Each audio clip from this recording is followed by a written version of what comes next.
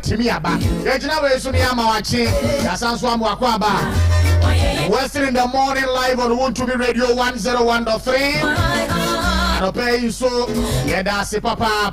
Anopei na shisha nkomo pa yenu eba bedu ofidua mu hase. Etinya daje tamu kuchu. Nakia hona yempema fa nkue ni. Anopei good morning once again.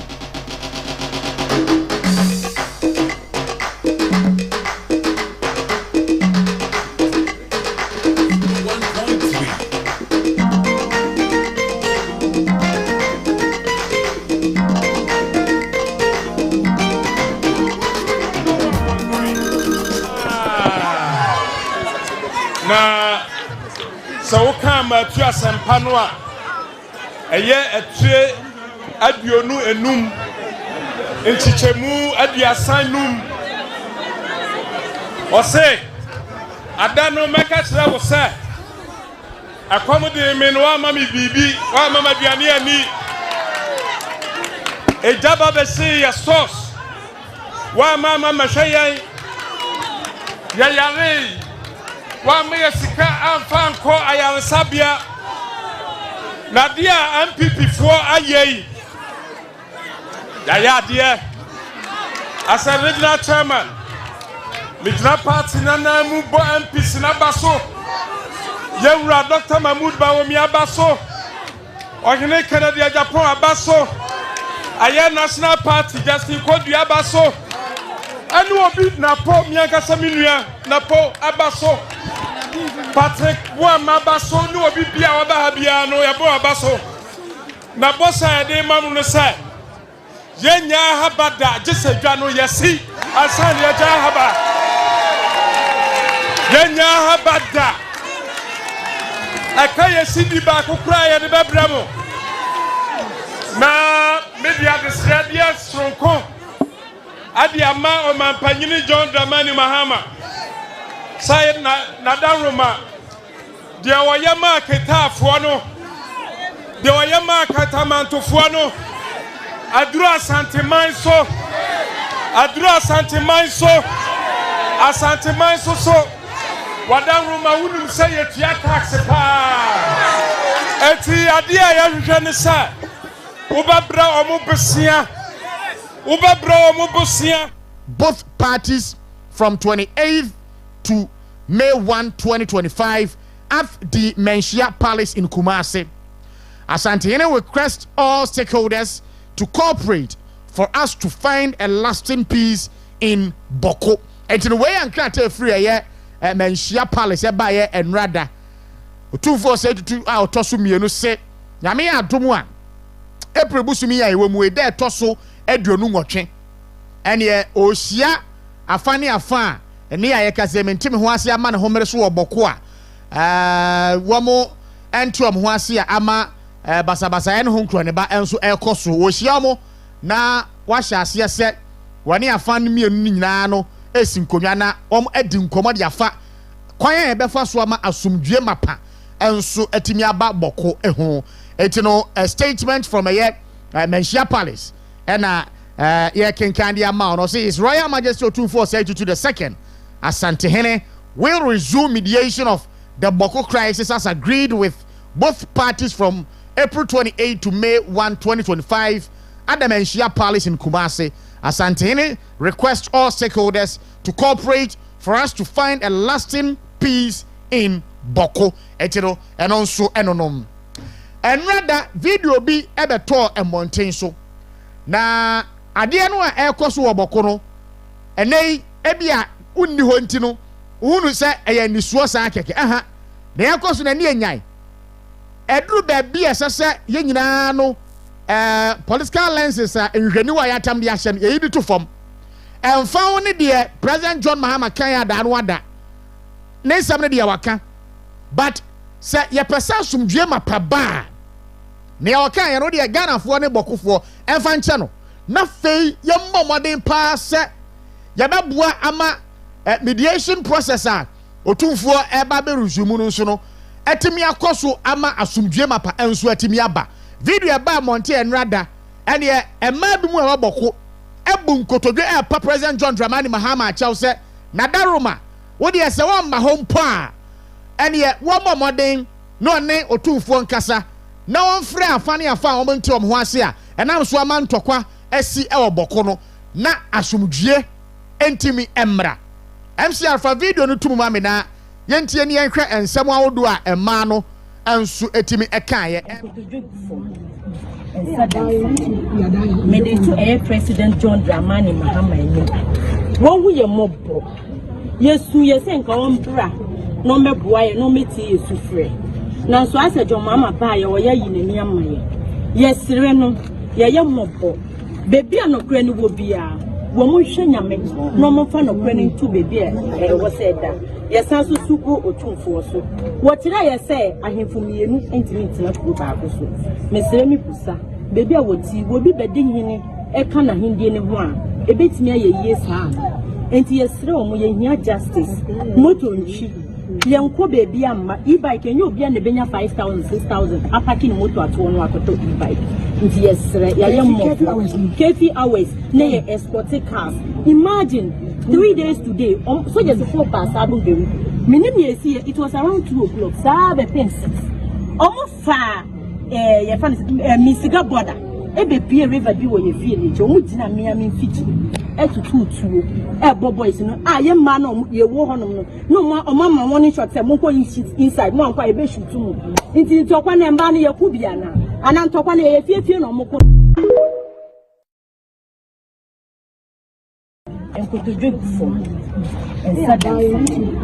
mede to air President John Dramani Mahama eni won hu ye mobbo yesu ye se nka won bra no meboa ye no meti yesu frɛ na so asa John Mama ba ye wo ye yinani amaye yesire no ye ye mobbo bebi anokra ni wo bia wo mo hwɛ nyame no mo fa nokra ni ntu bebi e wo se da yesa so suko otumfo so wo kira ye se ahemfo mienu entimi ntina ko ba ko so mesere mi busa bebi a woti wo bi bedi hini e ka na hindie ne ho a ebetimi ayeye saa enti yesere wo mo ye hia justice moto nchi yenko bebi amma e-bike enyo obi na benya 5000 6000 apaki ni moto ato no akoto e-bike nti yesere ya yemmo kefi hours na ye escort cars imagine 3 days today so just 4 pass abungeri minim yesi it was around 2 o'clock sabe pensis fa ye fan misiga border ebe pie river bi wo ye village omu dina miami fiji etututuo boys no ye ma no ye wo honom no ma omama warning shot say monko inside mo anko ye be shoot mu nti ntokwa na mba no ye ku bia na ana ntokwa na ye fiefie no moko enkoto job for mede to air President John Dramani Mahama eni won hu ye mobbo yesu ye se nka won bra no meboa ye no meti yesu frɛ na so asa John Mama ba ye wo ye yinani amaye yesire no ye ye mobbo de o ye yi amabisa no ti no emprempren yensere ma otumfo sei tutu otoso mienu asanteman nyina awura emmo modern fa no ho enye ensem no mu bi se ne ebeyo a asomdue be ba ene na kire opefe se ba bi ade na kan kwakodu no ene enyan me makasa sa President Mahama pa onko opama ne nko me ho nya masem na momo no on make sure say after say otumfo eye ni ye kan say ne mediation na wie no security a esese wo mamu ekoboko no wo be make sure say wo mo akoduru ho eno ano no wo pa ene ye fra wo mo fra no wonko ompeso amane nko ene ye etojo nara but say opemso de ne nayes ya asem no mu bi na nyame adoma 28th of April ofre wamu a wom wa ensem no mu na o matena sia kan ensem no ahwe se asomdie be ba support to be esase ye de tie na chi no yemfa tie na chi because akondia ekura boys no ewo eye boko ho no ene ebisa se wamu nya free hefa and clearly politicians ya wamu an wamu tekire a wamu suja gumu kakra eti se yetroman bi mu na yetroman mu na asomdue mapan se ekoso ewo memu ase enkoso na ayese ne ye ni a ede pa na ede ebebre ye and clearly yɛka no ɛyɛ nipa nkwa ɛho asɛm ɛna yɛka no so far over 300 lives have been lost boko crisis mame kwa ama no so na me ne Richard Kumado or a security consultant in Nkomo. My brother, good morning. Morning. Why you want to go to Boko or what? Boko dia mi timi nko why? My police for my okay and cover. Richard, I did be crack or cry in Yamina 5 years. Yes, I can't do the year. No, I can't even. Oh, Colonel, and only the Koyanda. That is what I did commando. You with a young cop. Anyway, the other time, my young head. That is the call for a year operational shift in Boko conflict, you know. The right way to go currently, baby, a genesis, no. And no, the right way to go. Yenny, I approach for the free ho. Nafe, Yama, Asrafo, Enko, a Boko, name has some yebe to me about. No, they are soldiers there. I don't know who is pushing that narrative. Most of the media guys are asking them, and I was surprised. They are soldiers there. Over time, President Mahama Koyen, Senate Yakum Sojani, Anna. That's right. Last year, demonstration happened by the women.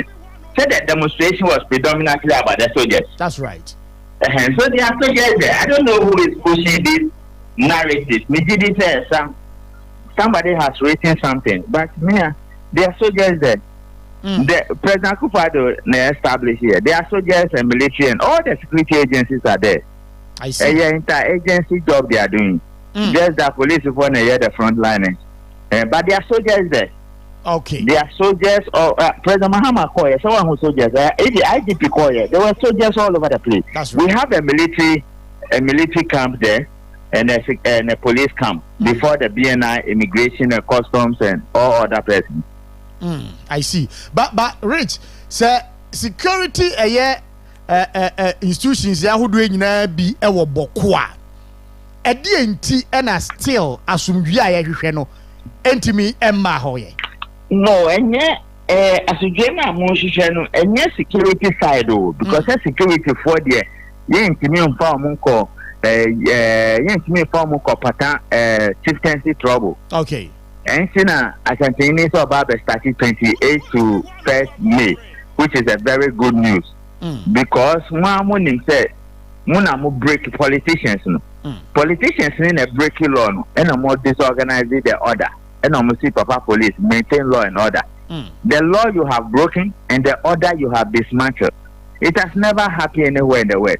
And he said, because of chieftaincy issue, and answer traditional issue na wo and no creating public safety challenges no and the public safety challenges na you see law enforcement officers should go and deal with but not the main causes of the conflict and on to say you better resolve the main cause of the conflict some relative peace will come no. It will always degenerate into public safety challenges and that is where we are and even with the public safety challenges no the state is not allowing the law enforcement officers to manage it in a manner that brings relatives come to the place.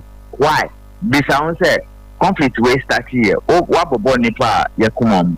One bobo nipa yachiom ya prosecutium. Because to come nipa say you are a killer and there are laws in this country that deals with it. That's right. But you are not talking about that one because you don't have the statistics and it doesn't happen.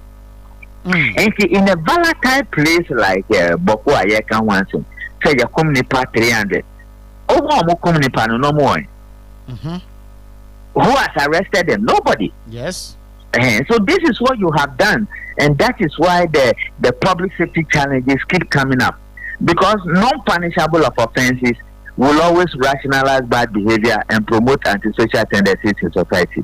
This is where we are.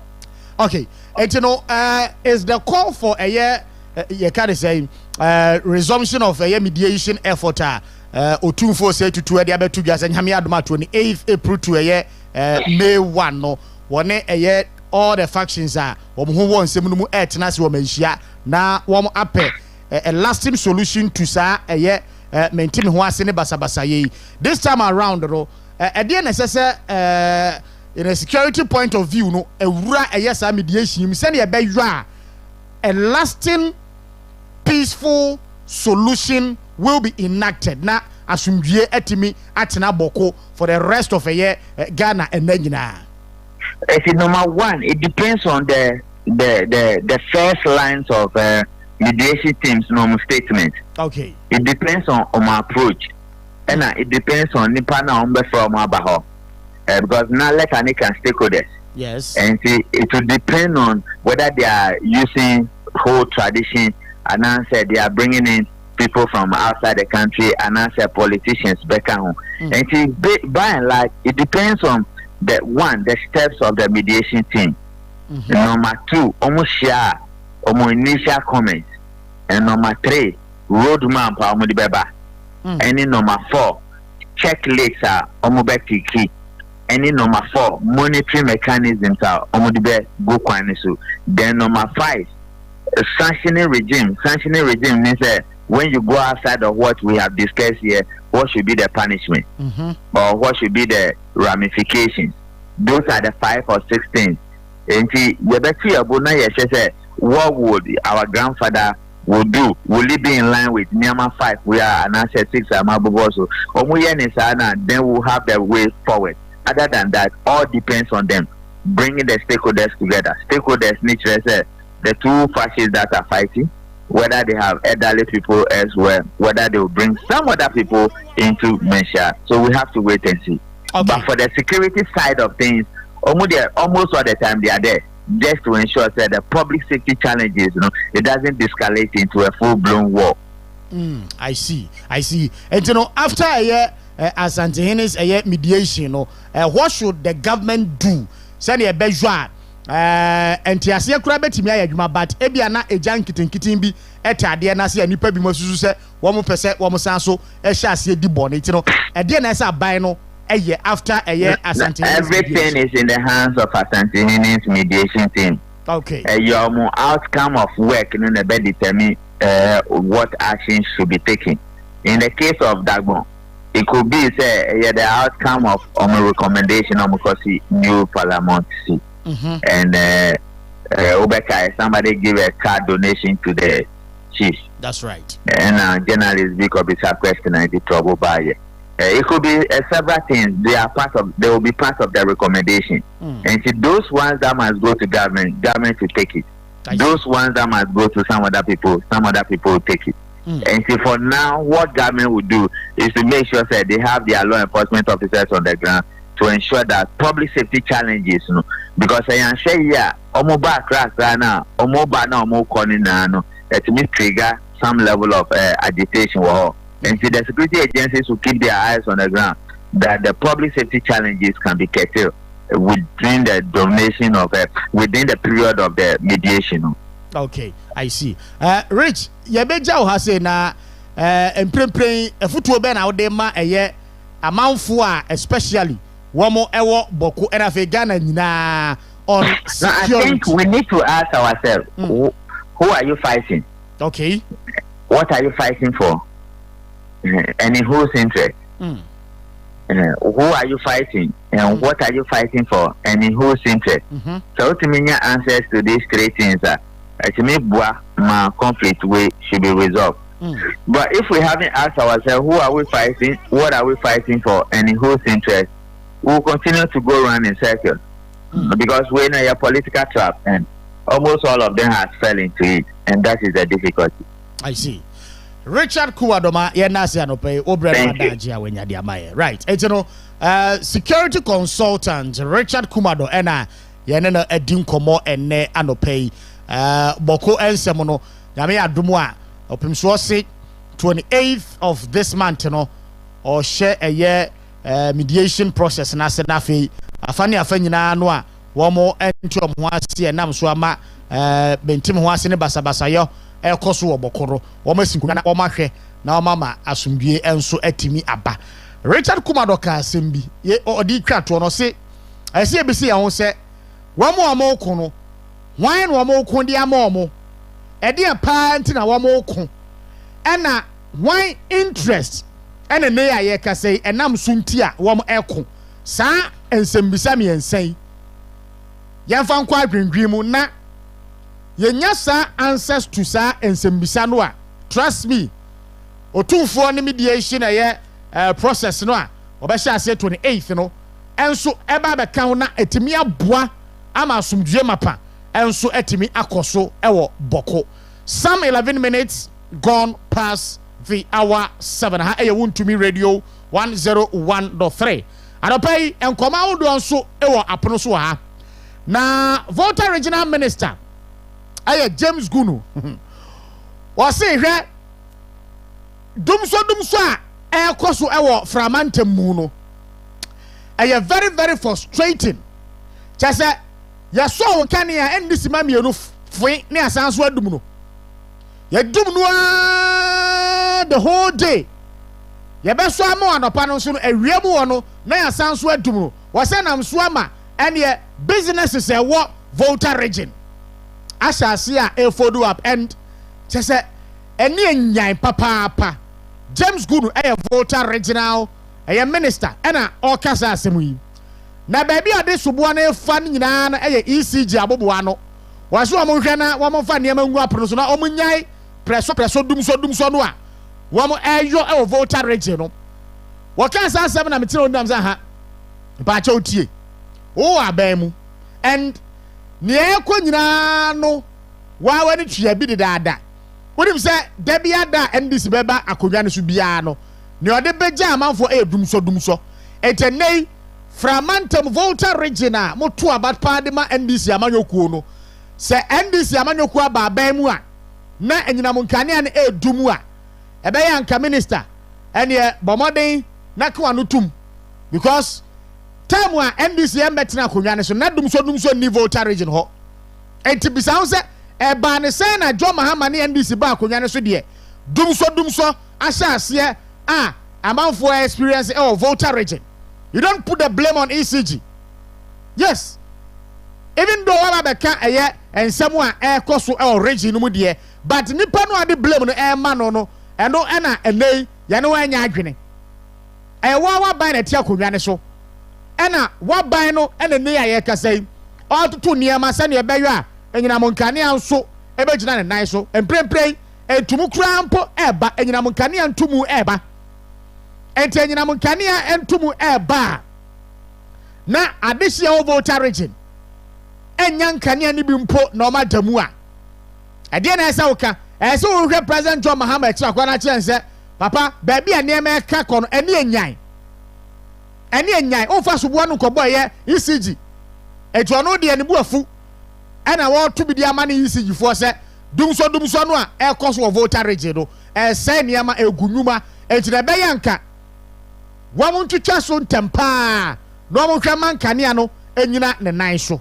wɔyɛ nsɛbo a Volta regional minister James Gunu ɛnso de abɛto dwa na no okura mesere mete nsɛm no ma sere saa me sɛ wo wonim baabi ɔha ne firi ɛba ɛnso no wato ani ayera ɛde soboɔ ne kɔ akɔbɔ obi ɛno da nkyɛn a ɛneɛ government of Ghana ɛne IMF ɛnrada wɔn areche staff level agreement for the 4th review of program implementation ɛnti no yɛne IMF akɔ entiase apamo ɛneɛ mpensempensemu a ɛtɔ so nan a wɔn ba wɔn mu a ɛbɛyɛɛyɛ wɔn ne Ghana aban bɛsi nkonnwa wɔn yɛɛyɛ no ɛnam so ama mprempren a yɛkasa yi yɛtumi areche another staff level agreement yɛhwɛ anim sɛ sika a ɛwɔ hɔ no a ɛso wɔn de mayɛ no wɔn nso ɛbɛtumi ɛde abayɛ but on that same staff level agreement a yɛareche no the minority in parliament ɛse agreement a yɛne IMF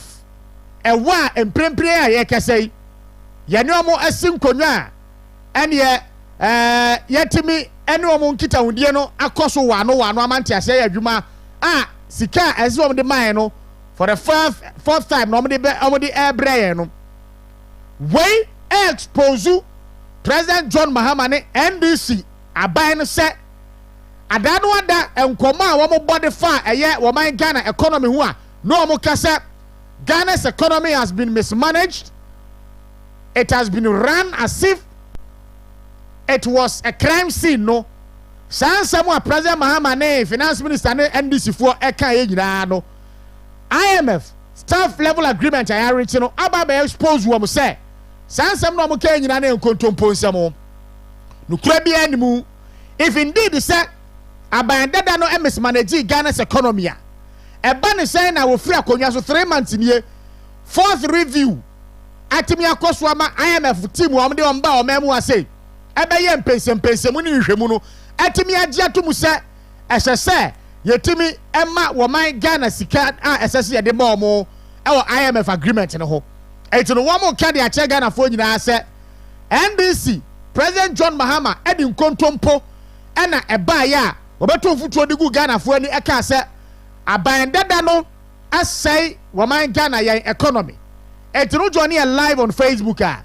Minority Caucus Parliament of Ghana press release on a year Ghana IMF staff level agreement and the International Monetary Fund has today reached a staff level agreement with the government of Ghana for the fourth review of program implementation. This agreement, when approved, will trigger the disbursement of $370 million to Ghana.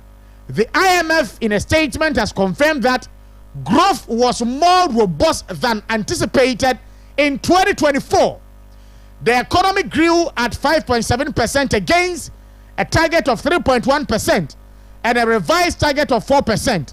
The external sector also exceeded target on account of the highest gross international reserves accumulated, which stood at $8.9 billion at the end of 2024. Also, the fund emphasized that the financial sector has been stabilized.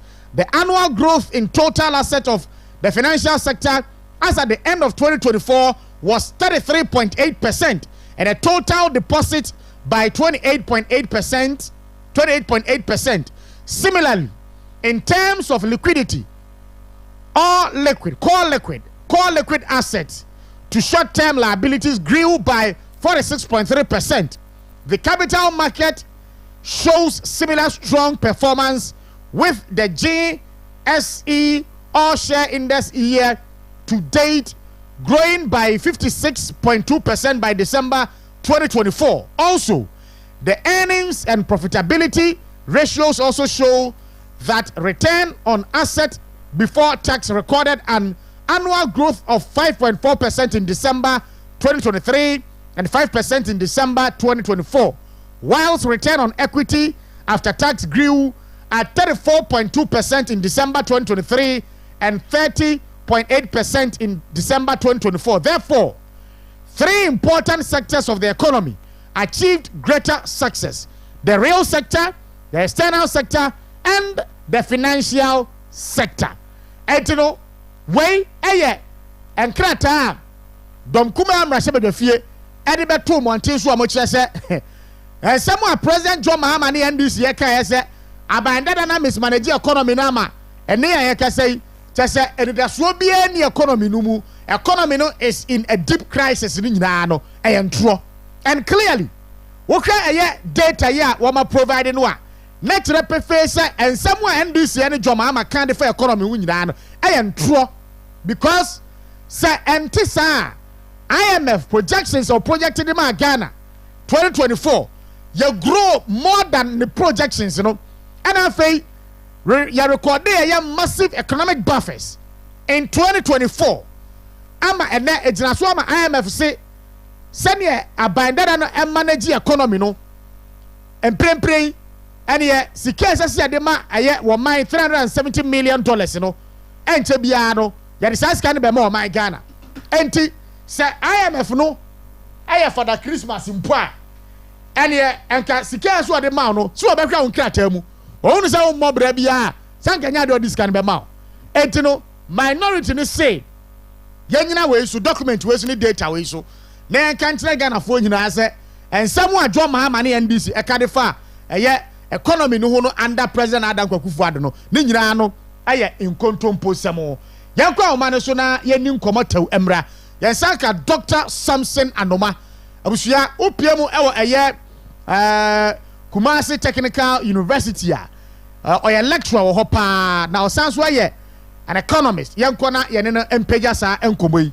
doc anopayoti enka marching apombo kodie nyame adom me hoye na mo so yesu adom yanso ye hoye pa Takoradi for the see afio pa da be na be oh Takoradi die se last year na me ma je se me bo na e be bo mu na bo mu di ma nyamre Emilia ani bani adaje di bia iba sa na ye den di beba ai masumbu ebu pa yesi da be na Dr. Samson no beba da be no beba oh beba mu nya mo tre beba dodo okay da be huru ani mu kwan so that's right time bia person ba bia no pusu ye ho na enye preparation for my wife mate and rather and krata free abankesi mbepie mu se woman Ghana ene IMF ni ayekasei entiasia ya adwuma ama yetimi arechi a staff level agreement for the fourth review of program implementations doc enkomo ya pejai staff level agreement no kra no to a layman's point of view de adia yo me da say na ma chia otifo staff level agreement they say IMF no as a team of experts omonim sikasem na omoba omono wa chise ya no maba na chise ya mono moye no ene akwai amodi gu akwai ene gu kofam se momfa so na monya adwuma se ba ya mbetime di ye chise ya mono ma ene ma ye no so no omba hwe se mo ye no pepepa na ze ma ye pepepa de ya na chise omono ko agreement e de mo ka no enya de a motimi ye ene ndi no there is audit no more opinion no ebe advice and say enye papa e dey say akwa say was audit team and ebe audit me performance over the period na omudi ja ho a moko ye no to mo be say niam omudi ja ma mo say mo mfa sika na mo de ma mo nye na ti kwa ya mo mfa so nya adwuma mo ye ne saa so mo ye saa dia say the agreement we ye ko ye no say omo fa ma sika mo fa ma ya to an say boom eti omo anya je se ma wo se yese na ndika krai ti wuji we no na de ya adwuma na fem na bia ne ya ba be se wo to aso ye wo ye no ye ya na se ye de ya ne ye to aso eti omo se standard ne performance measurements bia omo hwe eti omo ye no wo hwe mu a we no ba ye omo ni age ezo de omo hwe ye pa ye na gufu ado pen so a odi wo wie no last period na odi wie ye no ehu performance no mo check ye omo wie ye bibia eye correct I see and omo eye agreement ti hura 270 no ekwa ebetimi aba ama Ghana enyeska minority in parliament raises some critical issues with regards to economy. President Adam Akufo-Addo ejadema President John Mahama ene NDC aba womo ekase na do mismanage economy no as if say ene it was a crime scene.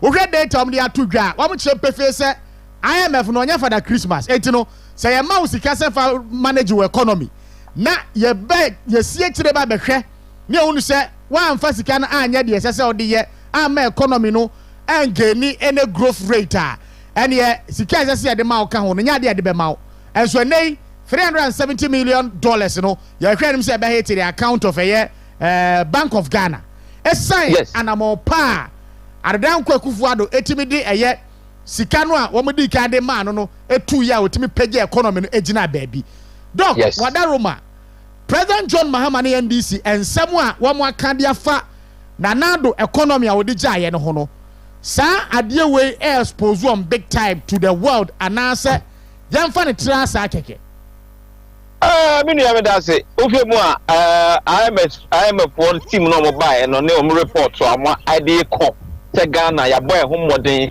sa failure almost say ya fail ya breachy Ghana ya breachy ya ni IMF agreement no enyina ni ade atofo se meti bebre so kekeka na we che ebe kase de o kase Ghana for no boa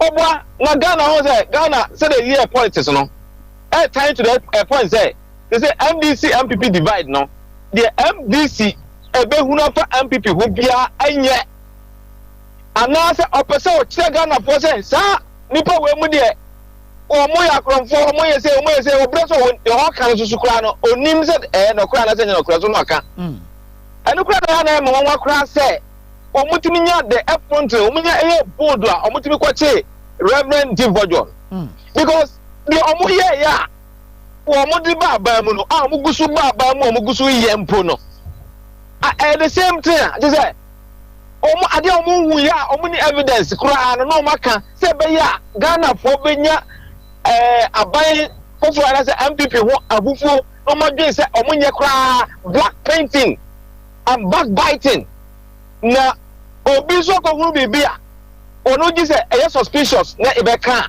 na ɛno deɛ wosumi dɛm wɔ aban mu nti no a wɔsɛ wopɛnti me white ɛdi wantumi ampɛnti me white a mede asogyafoɔ abɛkyew ɛyɛ me nwanwa saa de no ɛyɛ me nwanwa pɔpɔpɔpɔpɔ sɛ the NDC fo show that kind of moral high grounds na maybe deɛ gye sɛ da bia ɔmo preach no because sɛ woyɛ moral high ground a ɛyɛ sɛ wotumi show integrity sɛ woyɛ adeɛ bi sɛ yi na sɛ wode saa na ɛyɛ politics no deɛ a ɛneɛ obi so yɛ biribi a ɛsɛ woso bu ani gu so ɛnɛ deɛ woafa sogyafoɔ ɛde nam sɛ wokɔkyerɛ nipa no ɛyɛ politics a ɛɛtan wɔ Ghana ha na saa deɛ no sɛ yɛntwa so na sɛ ɛyɛkɔsɛ no sɛ yɛa na aman a ɔmo ama no abɔ fam ebi yɛ ako mu na ɔmo kɔkɔ yɛ na ɛkɔbɔ fam ebi nso yɛ ɛnam sɛ saa ɛnasetwitwa saa nti no aman no ɔmo mmetuma aboa aman no maamoa ɛwɔ aman no ɛbɔ fam akyɛ saa deɛ wei ɛno so ka ho bi na ama Ghana ɛbɔ fam yɛnyae saa deɛ no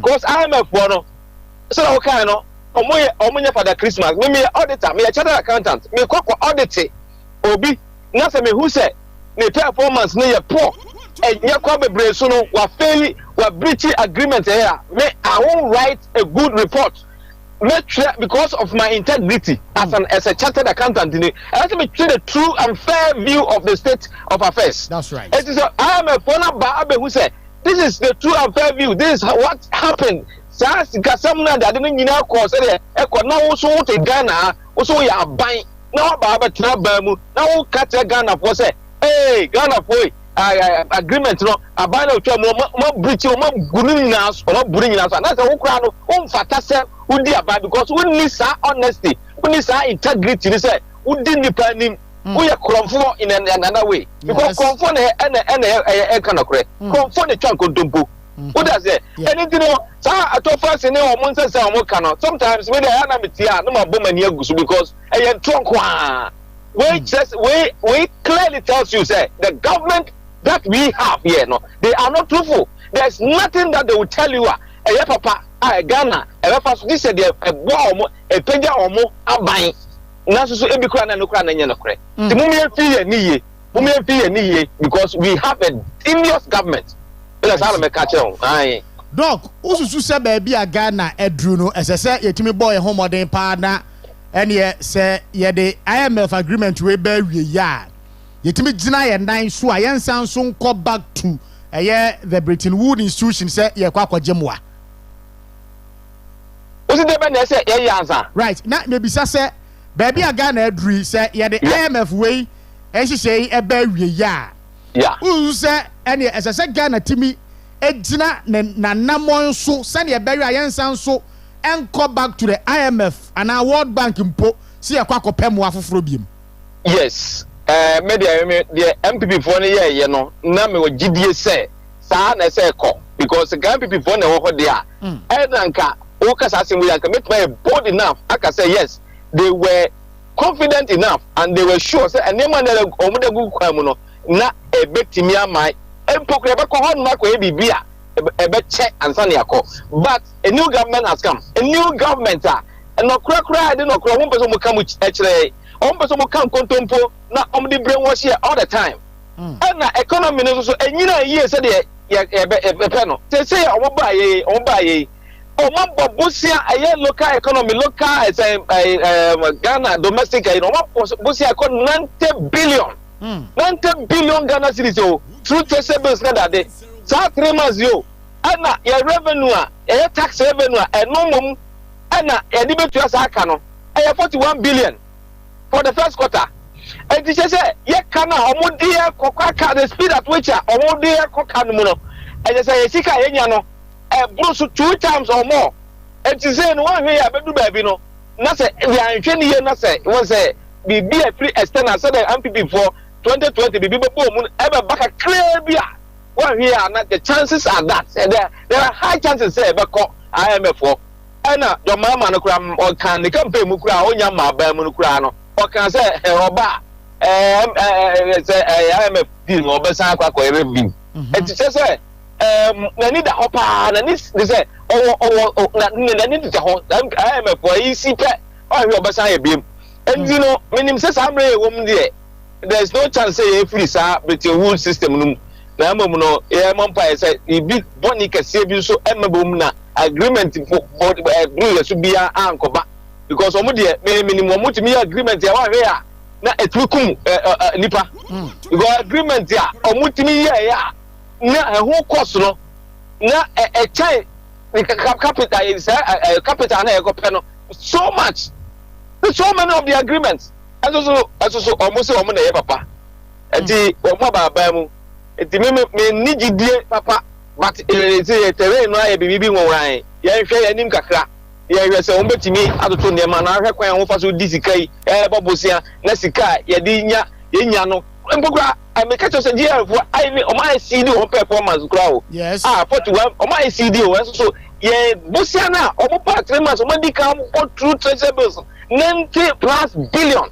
yes 41 billion per na saska we be mathematical be bia na kada ya nim na BBC a ungo member IMF wana beko yes eti minim say chances they say ebeko the Trump e dey ye say ya hwe ne ye na say trade e reduce na ya hwe ne ye na ye foreign exchange ayenya e reduce na dollar yi kwa no kura ebetimi akreti problem eti me dey me bomb fire say Ghana ye company mu nanso so no ehu o yes your mama 100 days in office at you say onyawe pasa dey no hu so aye because who ba mu now your minister now na say 100 days one appointing minister now kra wonya nipa ano dey anya adwuma o that's right anya adwuma oba appointing minister afa na DC kra omo ba no anya adwuma your mama wonya ahwe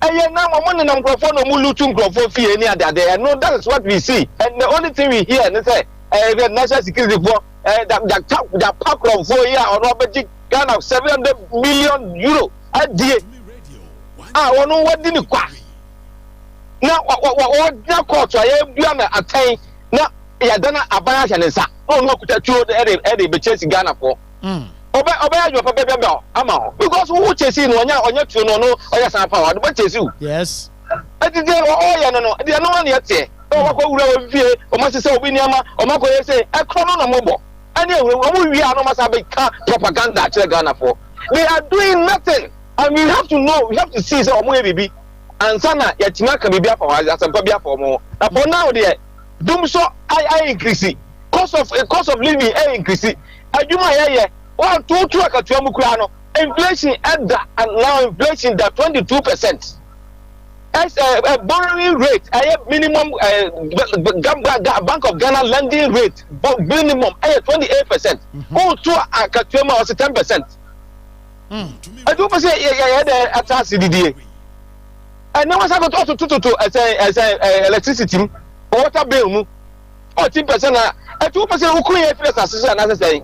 And the problem just say papa no onye hwe na on trust no puje ni no fa hwe na me say tima no kekeka no eti wo boaye ni anasa abamu no person betra keke no pesika na gold no omo fom eti no de ombo bu akonta na testa ombo bu akonta yie pa na me say 4 years abeso no ombo bu akonta papa ne samra ne nyina so giram e be make sure say akonta bia ombo bu ne yeso okay yes. Doc, my nurse near found CSC. All right. You know, Dr. Samson Anoma and I dim komono or an astute economist or a lecturer, senior lecturer for that matter. A Kumasi Technical University. Okra Bredwa. some 35 minutes gone past 7. Hey, you want to me radio 101.3 Western in the morning. Jumadi eso ena ene anope abusia way. Center for Democratic Movement to say President John Mahama 100 days in office no. Wamu buana tenya the performance pa dia. Radio Ungrofo mtimo den pa o. O mutimu den papa na adwuma ma ye nyina echi no CDM for se de mo ne to ye ka ne say we so na mabua no a ene ye mo man say rade anyway etire no eno no enra da mo follow ye Otafo Pankrono MP ewo eye social media Honorable Vincent Ekwasefua what the babo say it is settled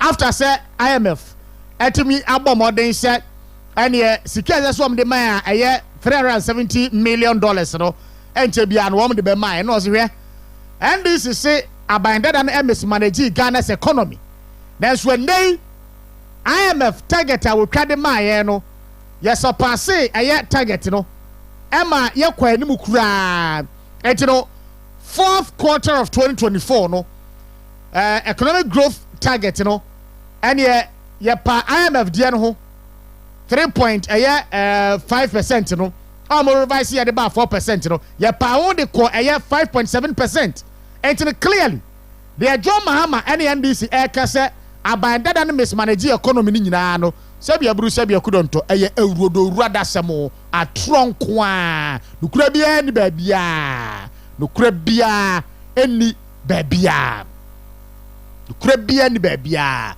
eti sansem no so eno no wo chema ba ne abena e betena se na ko ankrata moboso wo mo e de aba tew yakoba wo mo follow Erastus Asaredonko e wo Facebook no ne update on Galamsey just post to be on the other two dear. Me who ya kra me yam crash me. And President John Dramani Mahama ne NDC. Mo bona na do dan kwa Kufuado abaye chi sa fa Galamsey ko ho. Ne ya ka se bo ba ya de pa. Se mo kra de ko. Mo kra de ye. Koto be kumba. Anyway, ya kwa ba be dis an komo no some 38 minutes gone past 7. Abrasa wa mani ampo atena se o chema ba enso atena se yenkwa ne yema o ma chena fei kwa krata mo boso ene wukuo yemfa enhihye so radio PRO edino aboni yankwada radio PRO emfie dodo se na wo pe oh me dia me pese manyi bebre aba be hata me awiamu ne asanso apagya me akodem etino me dia nyame ma mbeye 80 90 bia eye osika eye na mfie wodi yi what free temu asa ka krebu asasi oh anya hwe because yesu anwo menana ye pagya no free edem na be sia wiam hata no ene ni shira me atam de ko ene ni shira na hwe chinsin ya ye de aduane tu ma no wo so onidim biem sabe kuraba yesi wa ene enkwada no adu so gumu eye shifitin gumu no enum no kofa ba yesi ye nti aduane nto ade ene chiro biya yankropon de nedu me dia no 80 mempe ono ne de no sa 100 and ho mempe mempe na ne atamu abesi awiam ne asanso atamu akosi dem me bo mpesi na be di kura bab me bo mpesi yankropon ma menkyere bo no o pe 80 obi a nkyene bo o wiase wa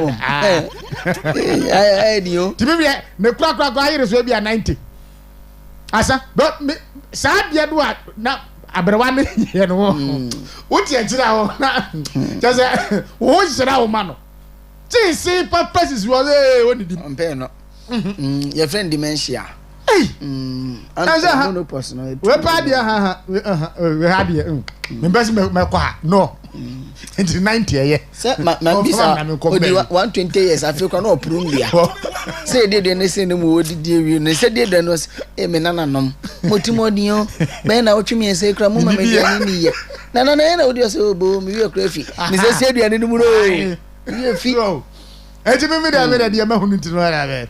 Bebrebe za de mempe. Mempe. Abena ti say. Ofa, me hoye. Ya da nyame ase. Ene eye ukuada. Sa pepepe. Ya tena se. Ya ba nso de ne ya ba. Adopa ye nsem na nkrata no edinam. Amna be frase. Enkrata no mu nsem de wo fe do so bebrebe ma ye nika nche ye tifo. Ene ya hwefo na ye mo makwa ba famra western in the morning dwumedie no so. Ene ukuada anope. Na mesha sie na me de the chronicle ku akrata no ahya sie. Ene ye Kumasi Jack Chan ne foni da ha. Ye Kumasi de Jack Chan. Ono ne hwan. Kumasi meyo. Kumasi Zuba Zuba.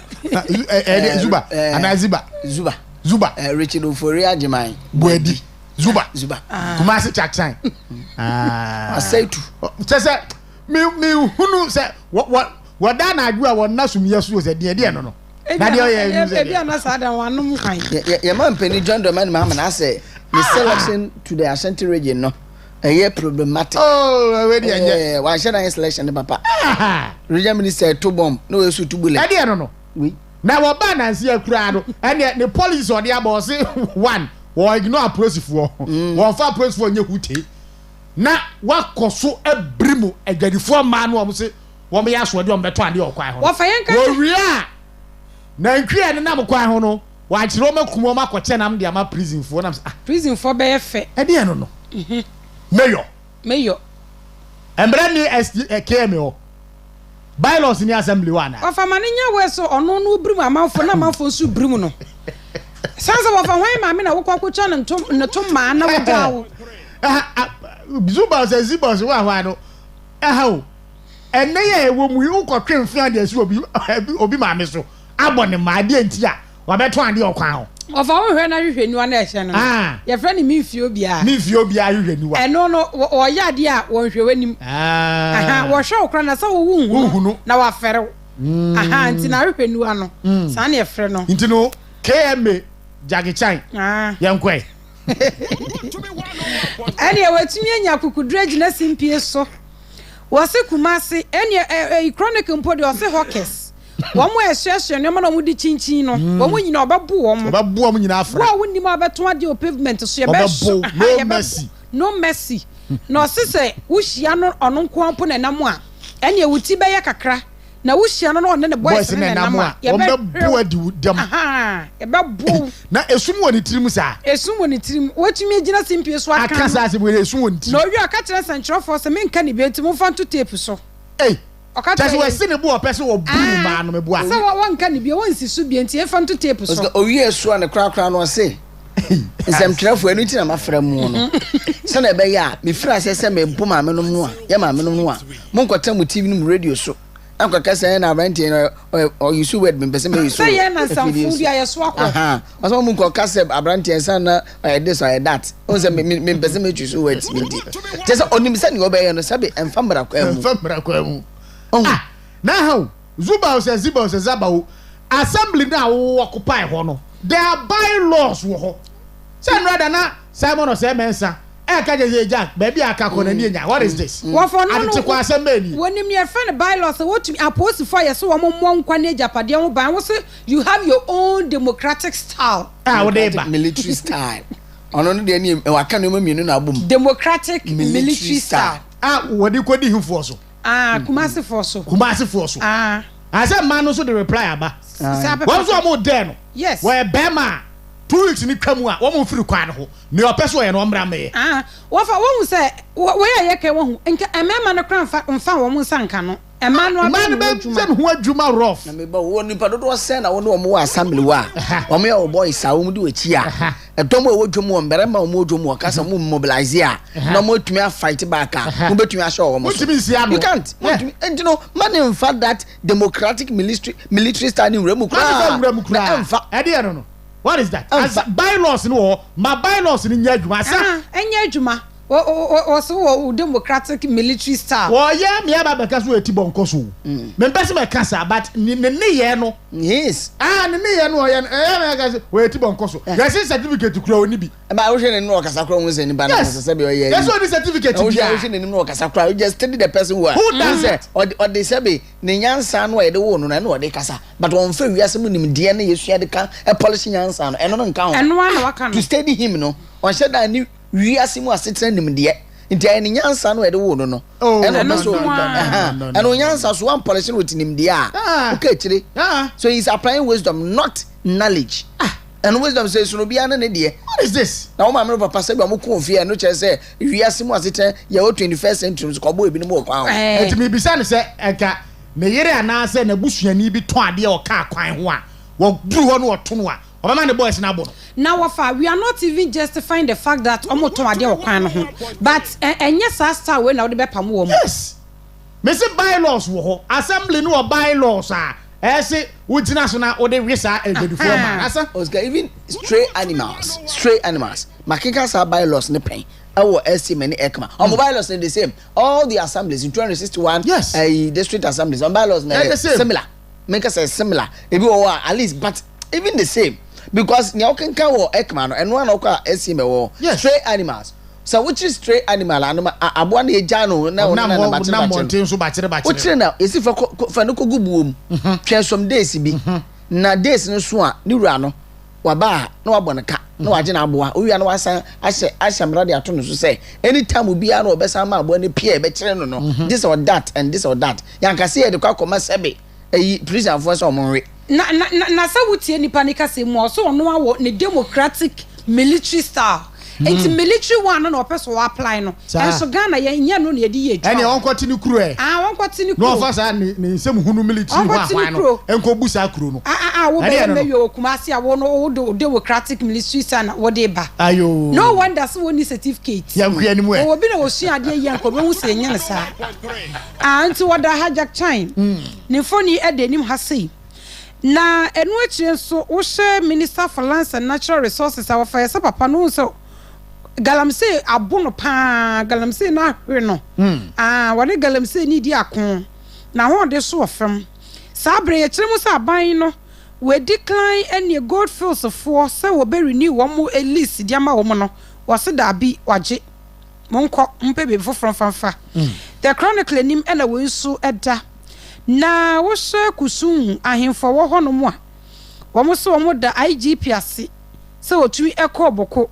IGP wakoye wodwane apre ne nkwa the chronicle nim ena we nsu eda na wokotogwa wo mo foreign affairs minister no ya se wodi dwumadie bi be hyehye so na dwumadie no wo ba beka ebibrim ha se ya ba kwasalanka sanka eno ne ade a wo ba be ya the chronicle ko wakrata no e de abeto krata fe to su edu baako anope the inform the bokrata nsu nie the informer say nothing but the truth and e de ema wona bana headline no eno krata fe to so emiensa na Justin Frimpong kodua JFK ni phone na da hei wana church for ma NPP amanyoku no watremu say enkukodia onum di ya fimpin ne duonu na abatro mu no ebnu efrase o modom nsa tenten no so na on ye kan na waka no pi say obi bia ni wo wonim na wodin se betre no so no hwe obefra en bakro no na otiti bi di amanin bakro no pa sabe ye no ma na hwiegu ye hyehye na so no ma so hwiegu anuska uhunu ne hyehye that's right nti se koma ne se de bia de se betre intro bi so simesi ana obentin a emfa so bia emfa party the NPP a eye party that Ghana for dodo na koma so Ghana for dodo na no nim se NPP party na party papa ye na akra gitum na the informer no ana bena say no a eno party papa na informer Kumasi Muslim ni phone no esa da ha abena so e Jackie Chan na so e Muslim na wo kire mu se na be ya ahonidie ene nidie ebebe ya akwane akwantempon so ewo Asante Mantem mu no kemepeni e won yi ni ba ya sabe wondi enahi bia no wo so wono military style bia democratic eno de ba be fight ya ma me no sabe wo mudi omudwa bobo ye friends bodwa ewo Asante Mantem mu na o hwase anso a NDC fuo wo mu eye twotwofo feve fifi kote ne phone ni da ha won so pachawo wo pachawo de den pasa nzemhunu wasabe ne kofo bi mo kan wasante mantemu every the Ashanti regional minister ebapim the democratic military mind buslin so no omo pa ho chopa for that anti Ashanti commenter one mo aye bako nsam da ha na CDD fonso e ka se be hia kandifu a omo promo nim nyam sense omo prisika ehonsam so the inform democrat no e de aba. The Ghanaian publisher also Eddie and Sama Hodo Eddie abetuanim ha ene anopai na the Ghanaian publisher see integrity and professionalism mushoku wakratini ni wa kaneno finance minister Dr. Mohammed Amin Adam Anta and wakasi wase ene aban no ene eba ni data wom ekuki bi pa wom tueture bi shem eyiyi bi so efrim ni nyina no mo de yamanyosam ewo MPP abreso eno eni nan efa IMF say yes ya reach a staff level agreement enche yes abesan akasika foforo e de free IMF fo enchen eno NPP for so yemos momo nka no kro sans ada wotie Stephanie Rudet IMF mission director no was 2025 for hu na wom expectations about Ghana economy no na growth a wom expecting crampon exceed ye enti se exceed na wo waba befa na wo kan sam fofra ho na pese gine die party ase enti the Ghanaian publisher e de ababe to nim han na no pay minority no so de omani akyerem e wo kantamanto fire victims no 200,000 Ghana cedis yetumi e de akwa wo se wo enye na wo emfa emo wo ho krata fe to so miensa e na de we baye your friend saying Sam George ni interview no wahwe bi enra me gine mu pa Sam George we nya atsom popo we nya atsom mo ya mamofo mo na Sam George 2023-2024 waka kire yese mampani e wo tumi se ene obetumi de na awotwe nefuan son e de tu galamsi ase na so adano mo ba ye monya 98 days bia adano grant interview na monya 96 days me fi say no akra interview okoye ye na no so okoye na da full 1 hour interview oh joy na ye bisa wa galamsi asem na wo se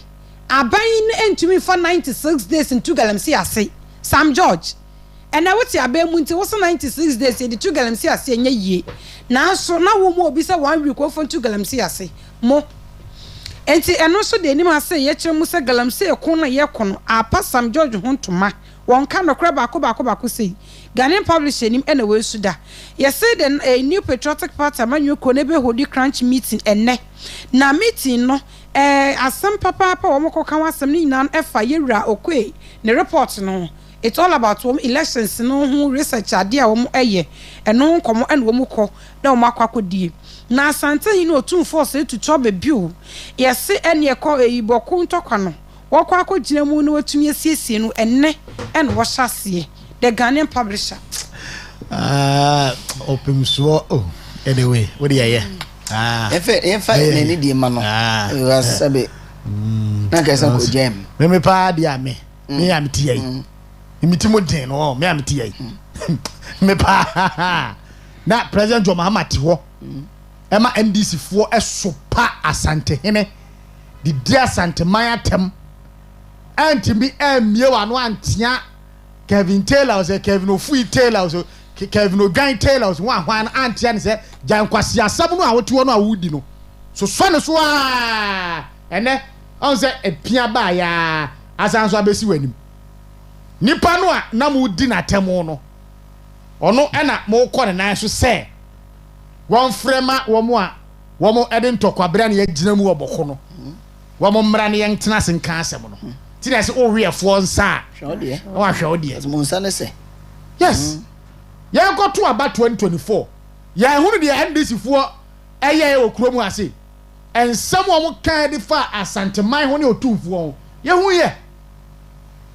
ye ena de mo hu otumfo so mfa so me na besi obedu blade fu ka me ne opem so a opem so me bo di dia kan se wada roma nga kwa me do on be fast ko be nu ho who does that Osika we na chira sunsun e da ahinni a ye die e wo manyim sebe otumfo de onim se obi abo ne dia na wakwa no ntoma san se ne din ne ne munyam okura wo man mu no sebe obi antumi twetwe na se ndi se wo rade facheme yanko ni why na the Daily Dispatch the workrata no na me de to aso ene anope the Daily Dispatch na omanga ne wo mu se woni sika amanyo se mu ntumi fa ho nhyamu osika ya baba ni yesa se opeso di o mampeni o man mu a wonkuta $150 million a untumi men Ghana kunwa no entino the Daily Dispatch for one mo hwehwemu a wo kirem se Center for Democratic Development CDD4 one mo ayeni na se opesa wo run for parliamentary nso a okay so MP no so $650,000 $650,000 and on some so $150 million all right for president yes and $650,000 for MP and one some how na ya to mamuna ya boss abre ya e be de na wo mu benya tumi nu a ne esese wo mde o man sika ye no wo matimi dia ye e so mo de ye because this kind free wo mo osga skele free mo botomo if you ankra ne free ankra no unya tumi nu a o expect so be man position what ka position no wo ko wia wo man fumfram sure yes ade atemeka Edroma ya chire ne saro.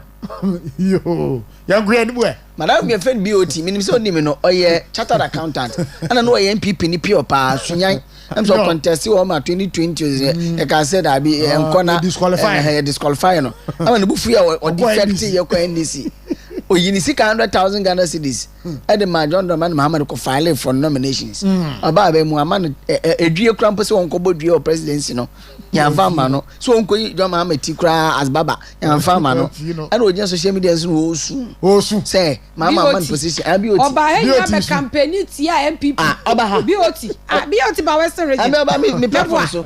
Oh yeah, ba me platform so. 2023 BOT was in Western region. 2024 kra platform so. Oh yeah, campaign e ko radio turn ya dey na against offer 5 constituencies were region offer escado katem for meeting from Poho offer other constituencies 5 and no adopt as an offer way and o ye adwuma so yam yado ni win seat no I feel tam sika $100,000 Ghana is come John Dramani Mahama ko file nominations your mama ba man you cry appoint also I say I have on party be not that me say it is our coin oba bibi so mo nyino e be ko flag bearer ma ikwa don ko party because on the way BOT kafra kafra why me bra no what kafra wo ba krom aba me program so a NDC for media os go NDC for media abrante no ya no say me da so sorry me hwe no say Canada ama oh my say Edi abo obi aso de mawo. Amba be pemne. I see. Obo kura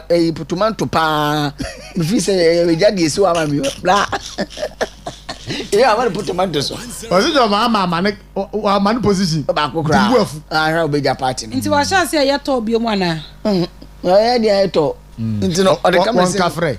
As enye izo. Onya botre bia na ebe yi obi edi na kwahye. On kafre. Ana ya titi abetie no na ne chemu ano. Omo ye yi omo ewi o. Position sasa. Asa o. Sa. So pe bumper latin prophet dia obenya. Sa. Oh, titi toilet anu jiscan.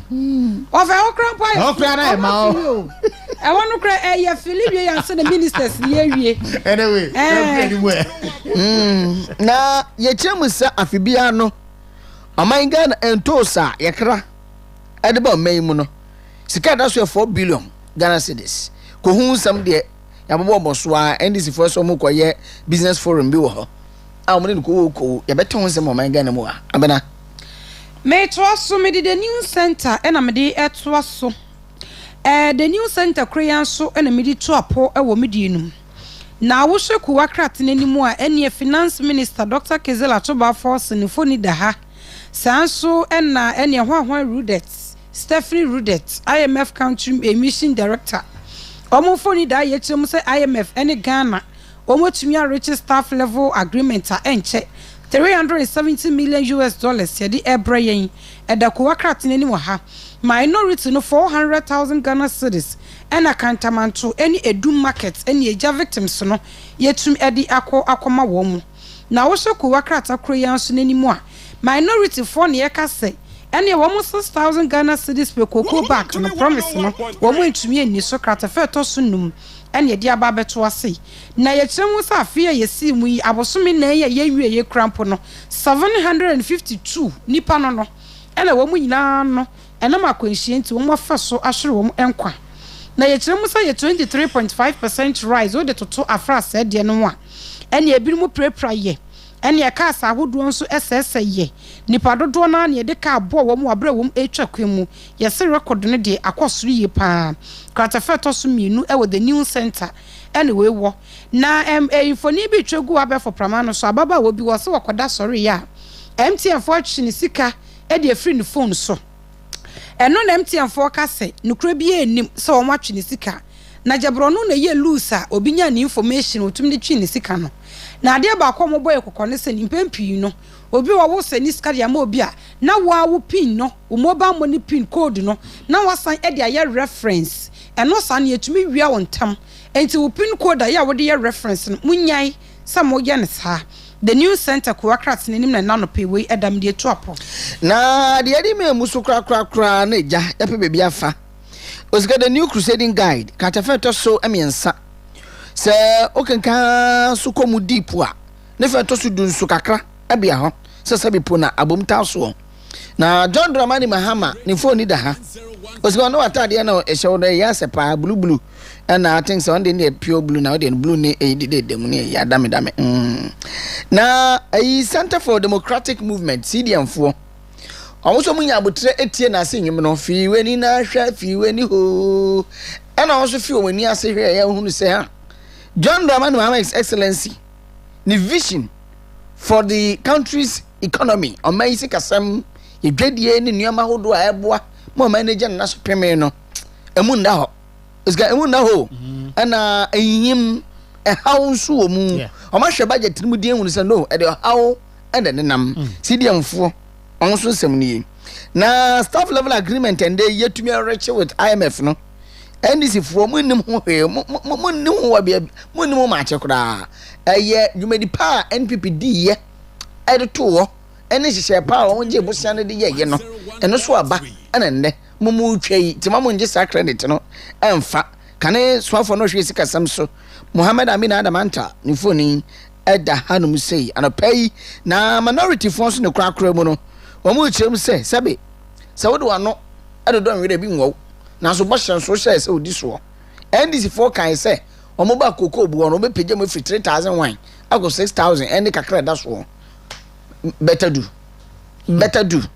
and also yen sama no pay e wa hanu se the new crusade gade gina so ne de obokata mo boso no esie ma ye na mo ase ya mi nhyiam bye ya mi nhyiam no nya makoma so bisade nyina emfa mamo bye o chaba wakoma so bisade e de me pay nkofo apofo ne bi iPhone na ope no even I no mo membi we bi o ye I no bia me pani o biem no see iPhone de yemiem na de no biem no ene ya Samsung Samsung force ni bia omo ti ma se be bia me free no me fie kire ti me nim phone mu ti mo de mam de biem no o ba half o de half na mam half e do pe na ope obisade nyina no eno ne hunamani o ase sunsu mu de na pie hunamani entino wabisade ye de obi be kase me vision obi o kan de we akọ division what o be bisade eno ne se ne o mimi trimu no aha no yakopon pe na me ne wo sankutan de no se enisuo de a mo se dan pe kamera me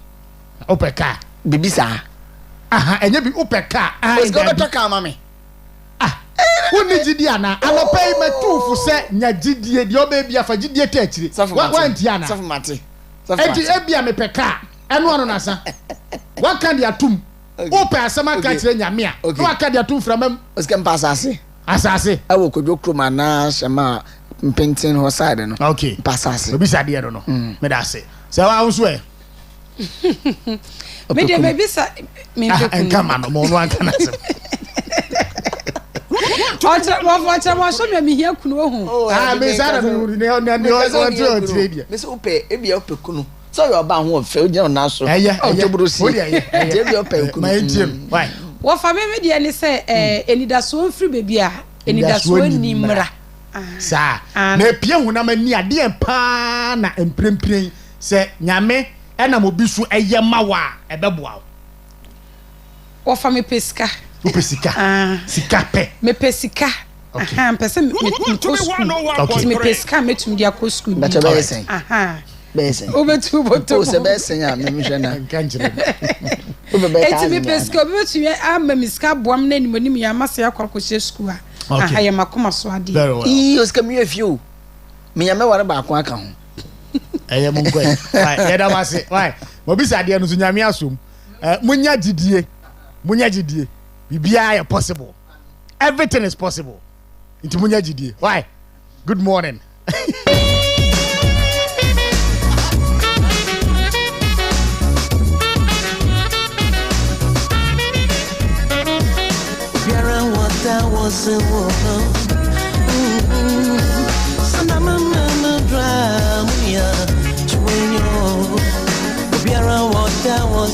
Abushan Crowd brother is exactly 6 minutes gone past 8. I want to be radio 101.3. Western in the morning, Jumedie Esu Enie. I don't pay me second some birthday wishes with you say quickly my maintain free home. Na yenti enkoye anymore.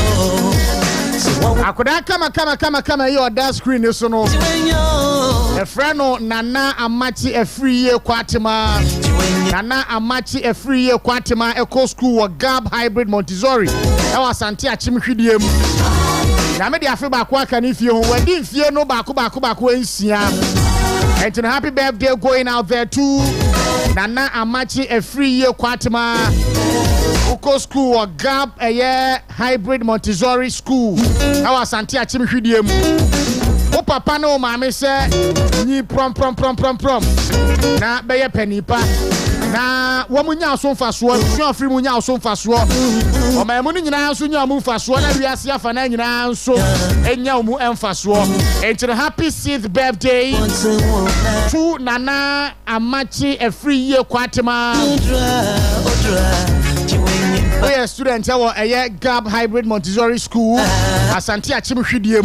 Anope nyame ensura. Afen so. Awoda pasron ko pa so edi wo enkoma. Helen Equia Enima. Happy birthday going out there to Helen Equia Enima.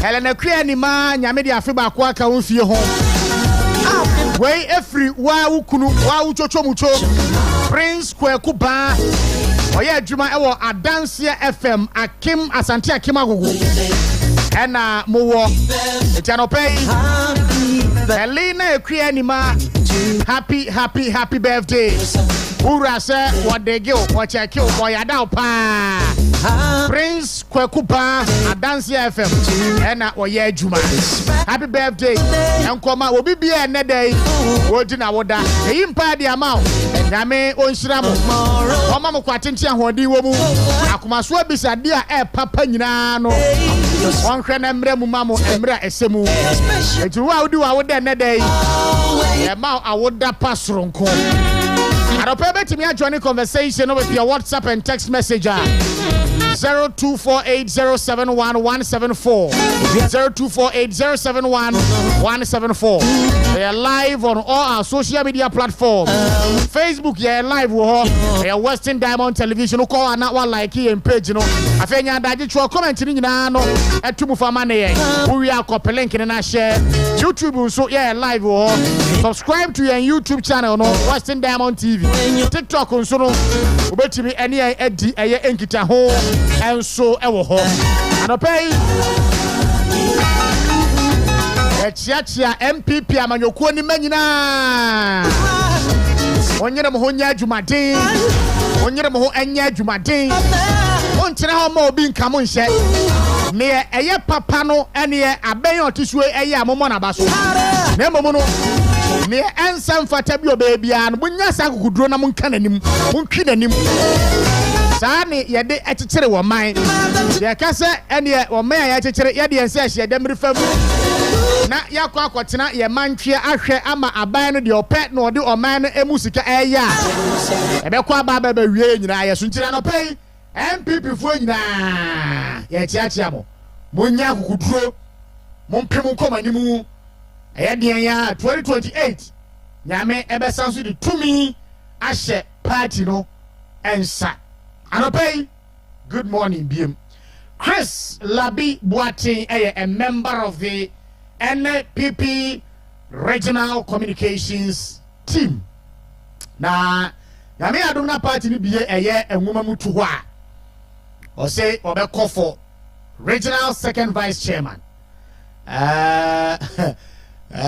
eduru amon kairo we de we ahyase o de beduru ba yenim de beye Chris ko akoma to ye wate eduru de beye yenim de beye pa anope mechi na woni bibi last week me ba that's right osika o ye djumo adjuma dase nana o bu adjuma dase because me see former me we program me see former me kwa na me nya call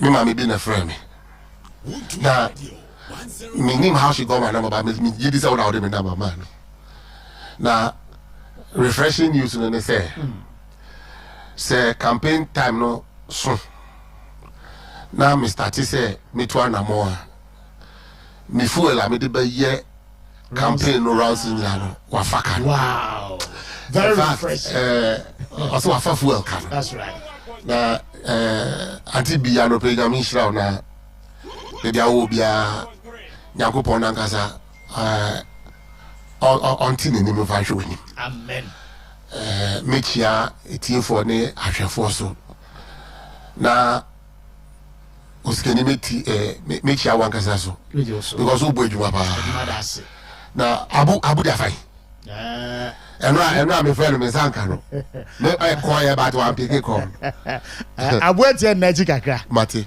eno na no ha oh okay o tie na ji kakra okay hi you did study we am behunu no oh okay that's wonderful you did study we am say you study na ye wo mu no that's right you we am behunu no pa nti mechia MPP fo nyina so that's right asem na waka no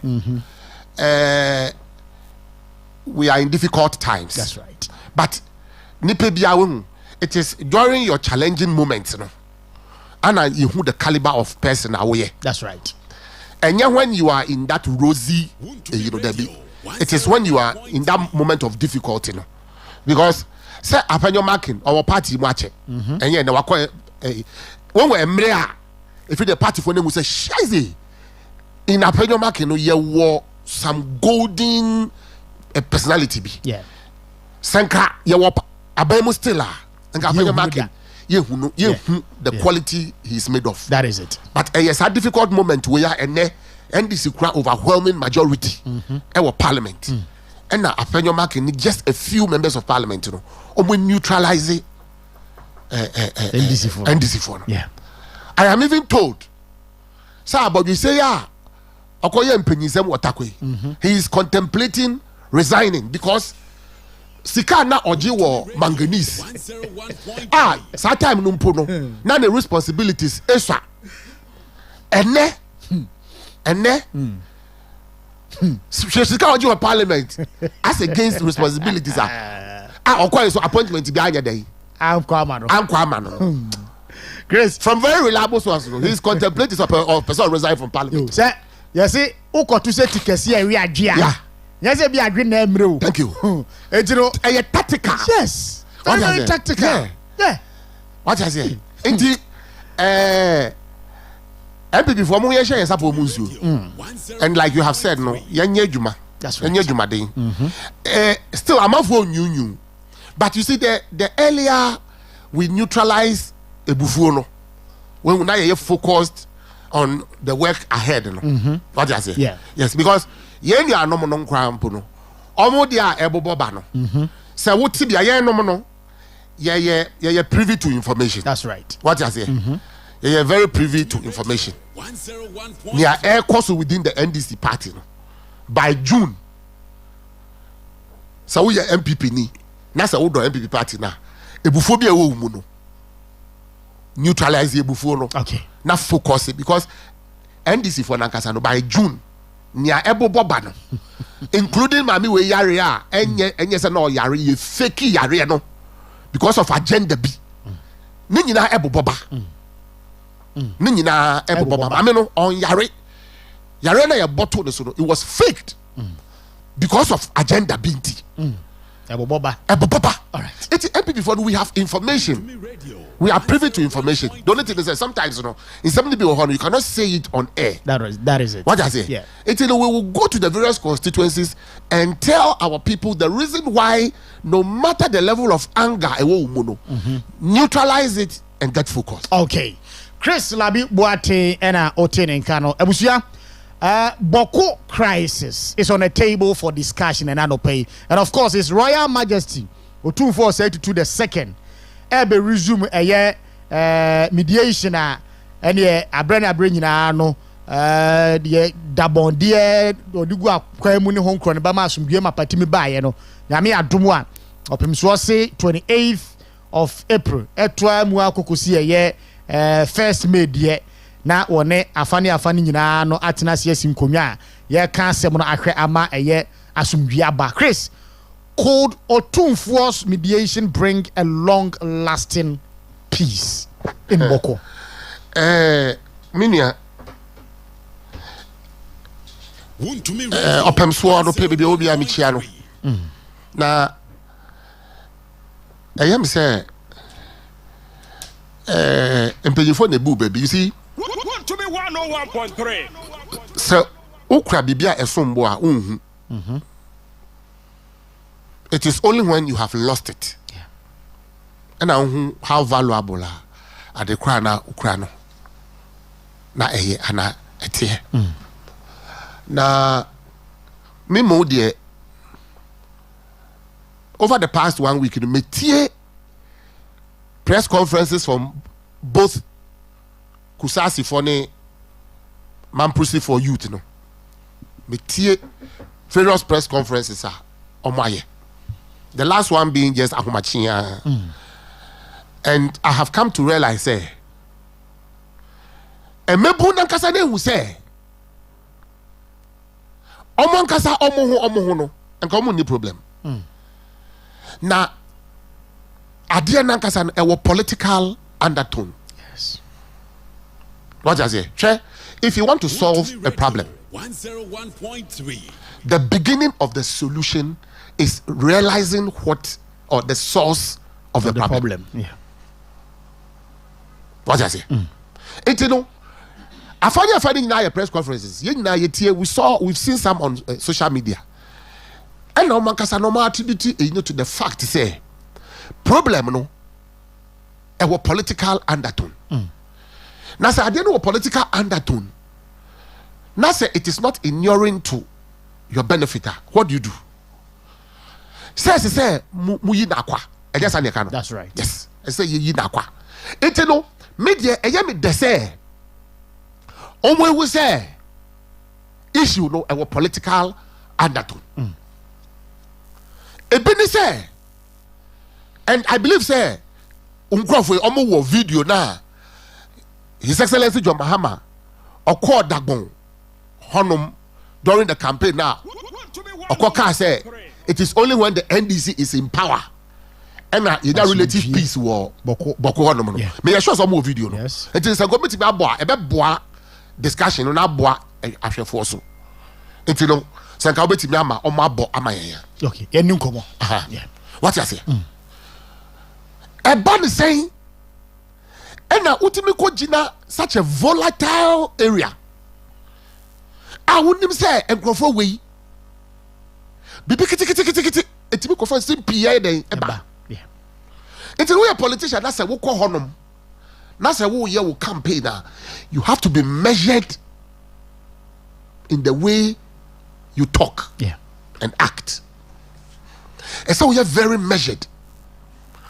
Because bibi kiti no ba ko fa sim PA den aba. Oma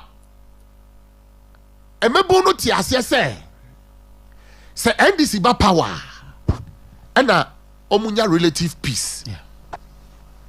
Na ene hwa na power. NDC. Anya NDC na power. Inti ade na esi. And as we speak, we are told, say so far no me kunipa over 300. And we police for the soldier for. Last week like IGP call hono. Yeah, last week Friday. Yenya pictures are normal ne cap wo boka no etu. Yeah. Na say chief enforcement security enforcement agent na kasa ne ya bon the car to a. Mene wo. Are we at peace? Yeah, you know. What business do we have there? Video bi ami hu ye. Boys kika omo na police wo mu kreti ompo. Dwane. Yeah. Na Osikani, se mene wo ye wo memu. Na it is the responsibility of the police ni say eso obo mene wo ye ho bai. Me kreti o, wu kreti o. Yeah. Na police ni o kreti o lo. Watetuo nka na se o dwane a. Mene wo unsa pan no. Ye faith ani ne wo hi. Yeah. What is it? Inti a refreshing piece of news. Say opem so agi ato ne ho so. But mesre emebu no. I am told he's a member of parliament, you know. Ne ma me ye man proceed. E na papa ye kusasi ni. Inti ohu kwaya offer so ayede. Aka asem ni bi. But ya hye ni fie. Yeah. Dey na oye wo sumase. Emre bi a etwam. A ebia enne eno ba no ho fa so we win ni seat and the party aba power. Wan koye eno nti emebu no feel say ne ekwaso ne ho bom nti na makɔhye ne fie last week no. We want to know. We want to know. Okay, say Listo well nana poku. Jomahama Eddie Adam Bona sa small arms. Executive then Eddie man no. Yeah. Okay, say Listo well nana poku be yeah. Allegations be. Yeah. And I believe you have the video. Oh yes. Say Adam Bonano before Pona omo this position no e man no. Now e den. Odi etuo sumasi dwa. Ekɔ hefa. Ekɔ the northern part baby. Bokɔnom. Basa ya ne mentem ho ase. Wano. Odi ɔtɔn ɛhɔ na ɔyɛ ne ye friend say etuo ɛne etuo momba. Ehu odi wudwa. Ewo those volatile areas. Yeah. Listo well enum asem nie. Listo well your friend say nana poku. Yeah. Ɛna ɔtela live TV so. Yeah. Ɛna ɔka asem oyi. Say no CCTV o say dey. Is it CTV or not say UTV or not CTV? CTV. Fine. But the video is there. Yeah. CTV. What I say? Na obia ya allergy say business are oyeni. What by power? Now what command on such a sensitive position? Not just say what solidify the business no ide. Amano. Enti, we don't want a situation whereby you are preaching virtue, but in actuality, no, you are practicing vice. Opem so there, and it's a friend King Solomon. Meaning say, okwe result beba. Result beba ebeba. But Nana, I have a very little advice. Before now, obukako share warring factions, you know. May I sure say you are privy to in some of politicians go jina sa area honum ekeka ya before elections. Ebenumu ekoye because in some of kokaye no ehun beba omo mfaso nti no omo kokaye enom go keje gumu. And then ehun aba omo mfaso they are in power. Until now, first of all, no, before we go share warring factions, you know, meet those politicians now. Omo koye those comments now and what about fast one. Nakachi almost say if there will be lasting peace, it should start with them. Yeah. it should start with them. Because Sebio opem so on yaji taxa and you need to command. Me assure say all kui resources of kako use than on no resources and not eco. We grad or tun sa from mama ba menhia. Yo. Yeah. Na some omoba. What I say? And who so so yeah. What I say? The whole card no yeah. I will because omoba entourage. Yeah. And the eba baby omobeda nyomobedi and the won keka ho nyina wo ho. And I believe so opemso will foot those bills. Meanwhile no me no way in tax and kwani ho. You need those who are profiting from this say act there you need those who are benefiting until nana ya besrewo. And we know from where you sit, you know, unim omo yo mo takra wo jebo a omo hihye sadia manase na de insensem we ba no unim omo. I believe say maybe aba we should name and shame them. We should name and shame them. Na me mo de ni ayekwaso no I believe say position of the president in Accra the John. He wants before the cameras to be seen to be doing something. Any peace beba a honum. But in actual fact, you know, no ni penny for the chisha and as I am a coso a honum. And then we are told say business activities need be behind a day. I come to a store. And now obi sending me audio be lady be or shed them out also na or say omo one year lights out and the tune and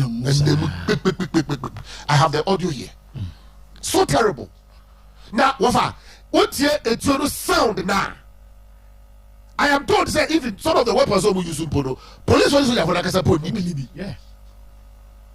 Therefore, no, supply. I don't number baby son. Yeah. I don't number baby son. Because I am mebuno. Pinano, you're unemployed. Yes. To even have what it takes to buy those sophisticated weapons.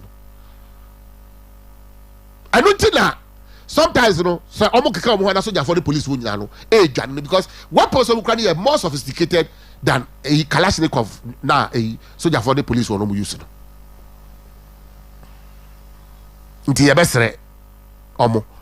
When Boko is at peace, Ghana is at peace. Okay. Tie voice we ma me na yentu ankomo so we ma wo mo ede o ma desrede to President John Mahama anim e Boko nsem no ba jamsi arfa ma ne video no atumu ma me na yentie nsem ana wo mo eka wo mo se President Mahama anya boshe we na abehye wo mo entino enei ni aba no ye hwe anim se obeba enso untu nan si wo ye entino wo mo sropem so ense eba enrada before say mensiade release ni eba wo stress opem so emfa ne nan ensi asem no bi na wo no na kasa afane betie ama somdwie nso atimi aba emsi afa ye video no etu ma me na yentie ma no ene ensem a wo mo ekan ye enso emra abusia ha ye wontumi 101.3 Medito President John Dramani Mahama wo hu ye mobbo yesu yesen ka ombra no meboa ye no meti yesu frɛ na so asa John Mahama ba ye wo ye yinani amaye yesire no ye mobbo bebi anokra ni wo bia wo mo hwɛ nyame no mo fa nokra ni ntu bebi wo se da yesan so suko otumfo so wo tira ye se ahemfo mienu entimi ntina ko ba ko so mesire mi pusa bebi a woti wo bi bedi hini eka na hindie ne ho a ebetimi ayeye saa enti yesire wo mo ye hia justice moto nchi yenko bebi amma e-bike enyo obi na benya 5,000 6,000 apaki ni moto ato no akoto e-bike nti yesire ya yemmo kefi hours na ye escort cars imagine 3 days today so just 4 pass abugberu minim yesi it was around 2 o'clock saa be pen 6 almost far ye fan misiga border ebe pie river bi wo ye fie ni je omu gina Miami Fiji etututu boys no ye man no ye wo honom no mo mama morning shot say mo ko inside mo anko ye be shoot mu nti ntokwa na mba no ye ku bia na ana ntokwa na ye fiefie no mo ko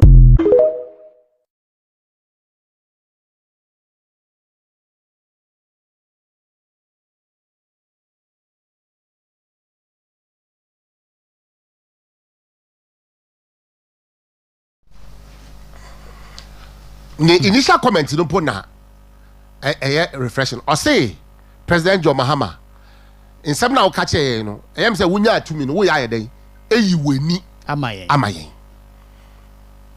ameno gra ankani yi say onye akani ntino nipa no wayi nani amamo yes oyai eyi nani wayi nani no ese osiesie hu kakra but say me ne wo de yet nsam accident what I say you have benefited from this war. No. When I the because I'm saying do baby impono because of the volatile nature of Nana Ekosuntino. Dr. Baumiampo did the campaign or decided say on Kohono because Okwa and was sending Afano be persevino. Yeah. And Afano so be persevino. In order say member and your friends no I want to come in your day. Menko. Yeah. Menko.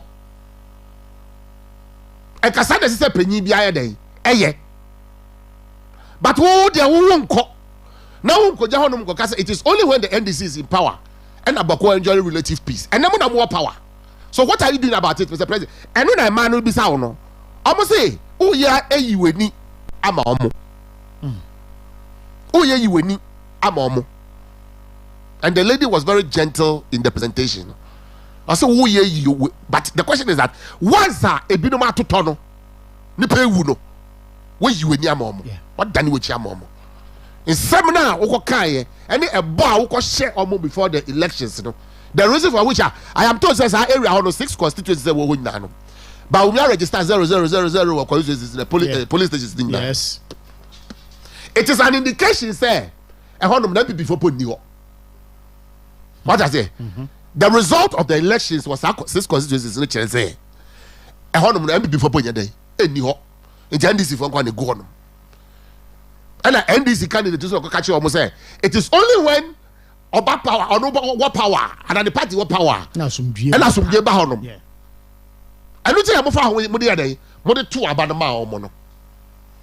Until then is then echo. Then echo. Until John Mahame a bona woko share obono emre aso abrofo cap ya cap brofo be say reciprocity what you say woko catch omo say omo to abama wa obeye bibia ma omo e na abalo mutu no bum omo de den e de ma wo nti emre aso a omo so na omo hwehwe wo ho no so your mom. O say your mom. Nti men yi weni. He says na malankasa e ka no. All right. Abusia some 3 minutes gone past 8. Aha eye Wontumi Radio 101.3. Western in the morning eso enie. En komane ko ye nimu no obetimi e de WhatsApp and a text message afa 0248 071174 swaba. Ebe kansa na yetimi agebre ne akenkan wunsem ni nyina enso etimi e de amount enne anopaying. IMF ne government of Ghana arichi a staff level agreement. Na agreement ya reach no ya hwa nim se enche bia no some $370 million ebe hete Bank of Ghana futuo mu. Minority say staff level agreement ya ne IMF arichi no ekre entroning kontompo a President John Dramani Mahama ne finance minister ne NDC amanyoko ni aban ni nyina no edi atere Ghana fo esan se one beka se nanado economy odija awomo no eni de so ba kokura nimu nanado economy no a odija awomo no was criminally managed nanado economy no odija awomo no na it say ne crime scene ankasa nanado economy no odija awomo no was in a deep crisis what the yehia enya de be yie enti no adwuma power economy no ho a wo ma bay wo mo e ba bayo se IMF eno beja eye onu be ko benkuro mu efa eye sika ode ama oni adwuma opese ode ye no eho a ene na waye adwuma so mapa data ba ye last quarter of 2024 economic growth 5.7%. The indicators were pointing to the right direction. Our World Bank for edit data buyer, statistical service the buyer. Bloomberg for no mama can the buy. Etino data ben a President Muhammad and this Jina Swa. One more I can say economy was criminally managed. And then Omadapa daddy. Minority say Yanchera Ghana for say IMF staff level agreement here I reach. Etre pefe kwan papa do dan kwakufu ada fa so e manage Ghana economy ema yenya asa growth no Chris baby edri as I said President John Mahama ne NDC abai no eye honest with Ghanaians na ne ewo bia no akurase maka enso onwe wo mmra ommepa che na fe de ewo bia no wo mfa nokure emetudwa da Oko Parliament Oko in State of the Nation address Oko say the economy was criminally managed. Na mijina Jubilee Park. Jubilee Park ayi. Friend say. Ayi. Jubilee Park ayi. Market one. Inti na onim nipa na mijina ne nchempo ho no onye educated o. Na fufu adom ko ntino me amisi dwom se me koto banchi ne ko wufu ntina me gina banchi wura bi nchai and na ye ma 12 o'clock news and our council the economy was criminally managed as all America is yati abre ni banchi wura no kan no say yati abre na ni a obeka odi begu ni nua ne ho fi na waye nyama bi to justify no and all ye no I see I was say good me no what I say and was say a good no you see but the real fi say onu this same John Mahama now no can say the past government to criminally manage the economy no in 2016 say ye ba MPP take over 2017 no na onu so wako IMF almost targets nyina no they couldn't meet even one single one of their targets. What I say? And Adodanko said that economy was criminally managed. Now wait, what them say initial IMF projection there 3.1%. That's right. Yes. And I'm revising about 4.4%. Revising about 4%. Yeah. But still, no, you BT revision. No, yes. And I say I 5.7. Yeah. What I say? Sa economy we are or no? IMF now the projection 3.1. Or revising the bar 4. But still no.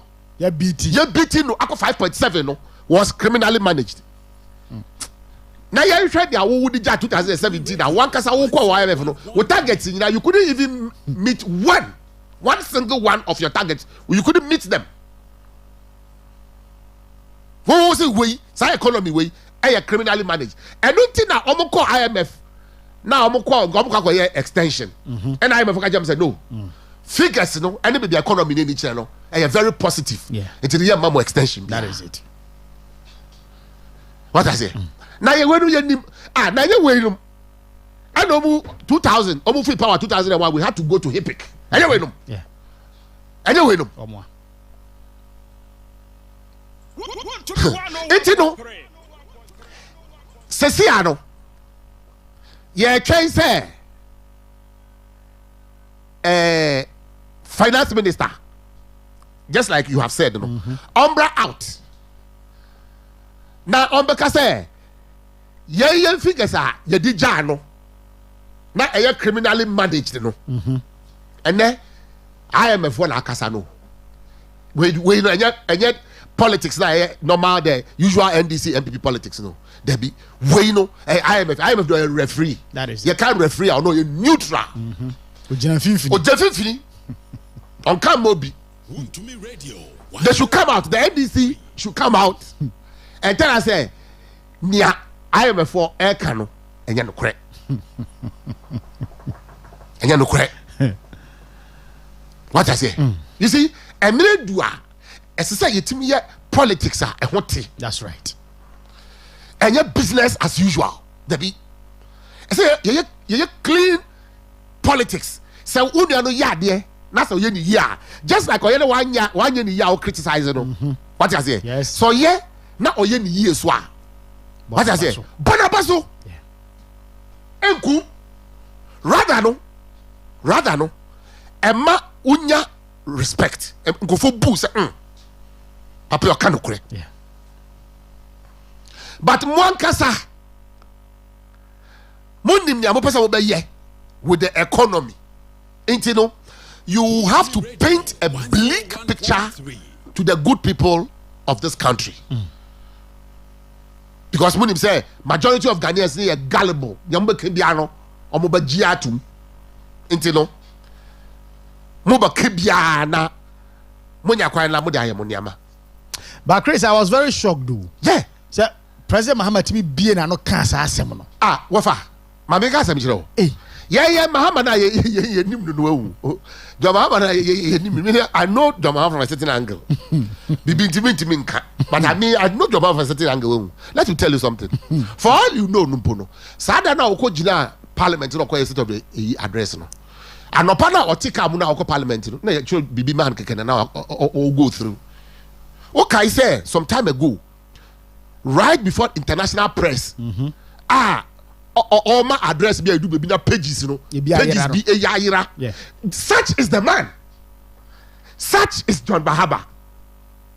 Reckless, indecisive. Why you know? Your friend is saying, I don't care no. I don't know me. Enemy who say. And no partner on them question on parliament, Akoma state of the nation, you know. And the chucho bibi man, no? Because Oyobia, for those who manage him, I'm sorry, he's very difficult to manage. Very difficult to manage. Okasache na ontie. Oya na kuma pe. Now on Nankasa the book, your friend is saying, my first school design says maybe I'll actual about Onankasa no. Onankasa. Nyama Onankasa cho Efo no. Well, it is sometimes me Kaiser sometimes na you say omo launch your manifesto towards the 2024 election, omo launch your manifesto. And na mada. And na obi frame say na Chris untie na mintie won John Mama. Na if that John Mama no ni bafoforo. Minim no. And na min ko tie John Mama. He doesn't mean the things he is saying. The only thing is say a communicator or your orator and not brofo. What I say? It's on the spur of the moment, you know. Obetimi akasa to appeal to your emotions. And no. And no. We are here. Finibio share budget and I say you can ye. Budget and I say you can ye. Where you 300 million cedis. Say you have got to pad. Emma young girls with a pad then you dey. 300 million cedis. And to me, your factory kit will be a baby. Yeah. Now I'm producing party wahanum. 300 million cedis. Several billions. What's if I go to part? As can we be establishing factory. Sometimes when you can factory, people are looking at a very gargantuan building. The depending on idea who produce it, we in your car garage. Wow, and a pure water. You go for your and you garage no pure water. And you know, some of these things you don't need a huge building, building very huge machines. Yeah. Ding, and the idea part. I say it's a 300 million. Obi economy, but some say Obi na your business. What I say? Yeah. Obi na your business. Chop. Obi in your business. And I say, mobile ya or America they build the atemi. Kokono. Mati say, no okay be say. Me person be buti. Mati say no okay be say I say. Your flow be Joyce Bauer. Now you trying to count 1 billion a month. 1 billion, 100,000 cities. Zaga no oti transfer for ten oye. And I'm man 100,000 cities a month. What's 100 million? Yeah, the top part. Yeah, the top part.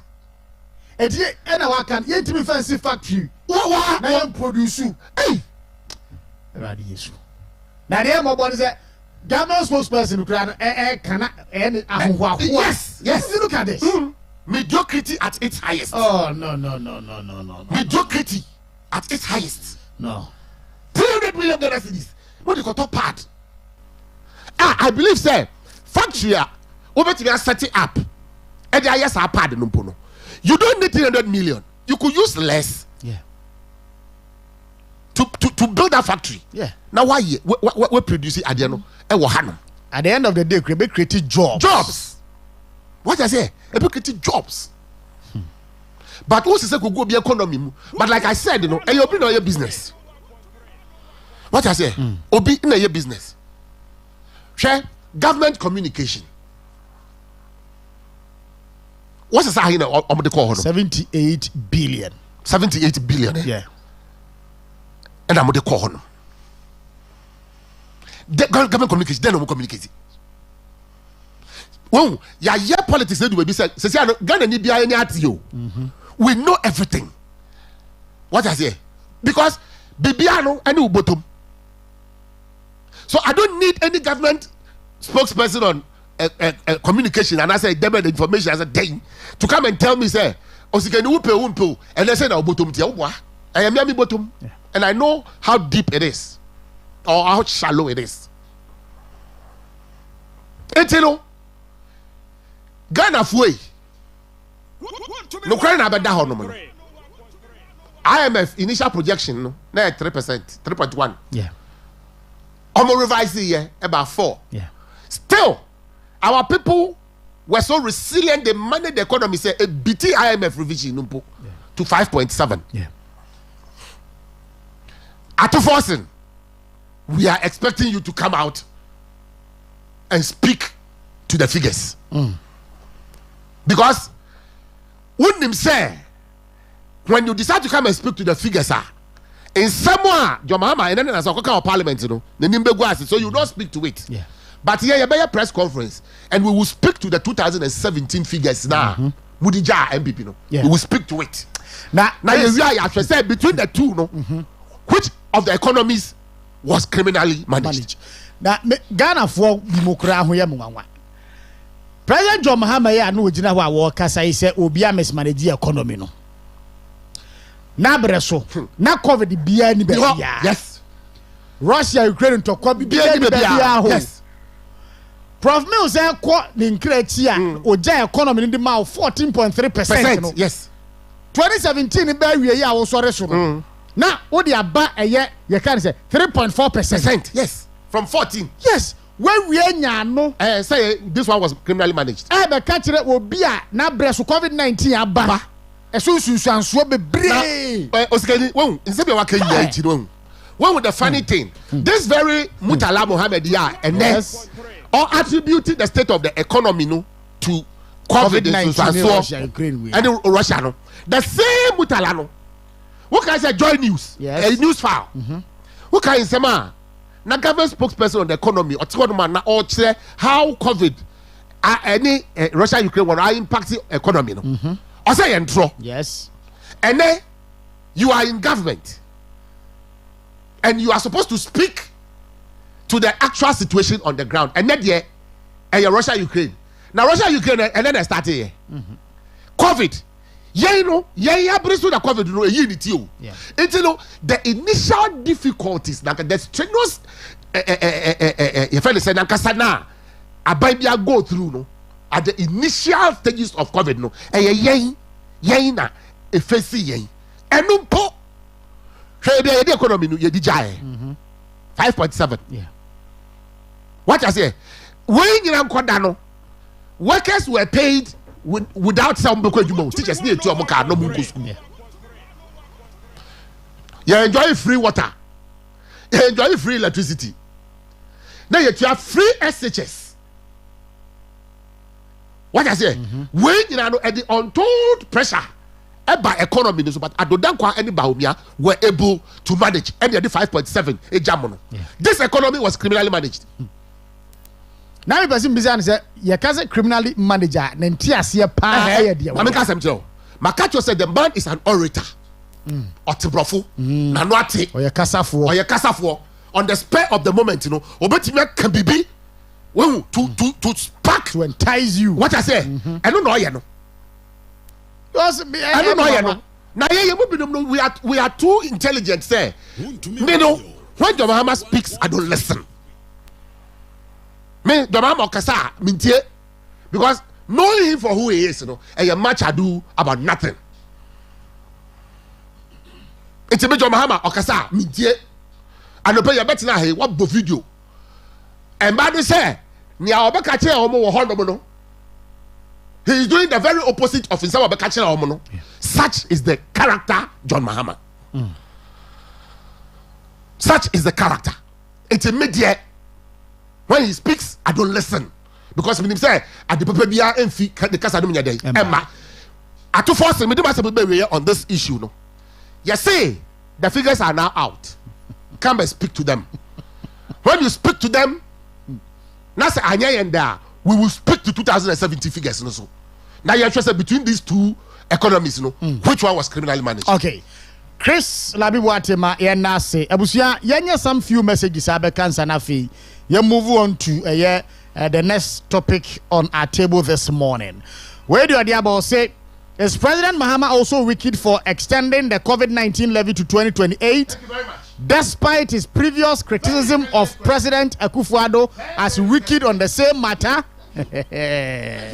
Ado. Amanfo yiba. Omu yiba kakran. Omu yiba. We free ye Abubakar Yakubu. Your friend Baba Amando, communications officer Sunyani East constituency. Ena wode ebaye. Yenchia Sunyani East fo nyina. When should you dey ban you say okay, my info free here. Same Boache say government's apparent lack of resolve to tackle Galamsey, coupled with their failure to hold illegal miners accountable, suggests a lack of commitment to addressing the issue. And it seems they have broken their promises to Ghanaians, allowing party supporters to engage in Galamsey. One Eddie Odebaye and also hashtag say no to Galamsey, say no to Mahama. Eric Kwakubuedi, patriotic voices, Bechemo say, this is robbing Peter to pay Paul. John Mahama and his NDC have gave public sector workers only 10% increment, and increase electricity tariff by 14.75% and water 4.02%. Propaganda that brought the NDC and John Mahama into power will expose them. Wano edi awade ebaye enye. OPK go so or say, Oscar, good morning. In regards to digital man, Dr. Alaj Mahmoud Bamia and Mr. Amankwa Ejare Isaac, MPP, Sunyani West Constituency, second vice chairman. Or say, the staff level agreement between the IMF and the government of Ghana has truly indicated the economic management of the previous MPP administration, in which Mahama and his NDC lied to Ghanaians that the economy was criminally managed and is very shameful to them, with IMF debunking their lies and propaganda. So Ghanaians are now seeing the true colors of the NDC, with lies and propaganda being their hallmark and not having any good thing to offer Ghanaians. One idea and Master Red Edifrika Swa or say Oscar, good morning and good morning to Chris.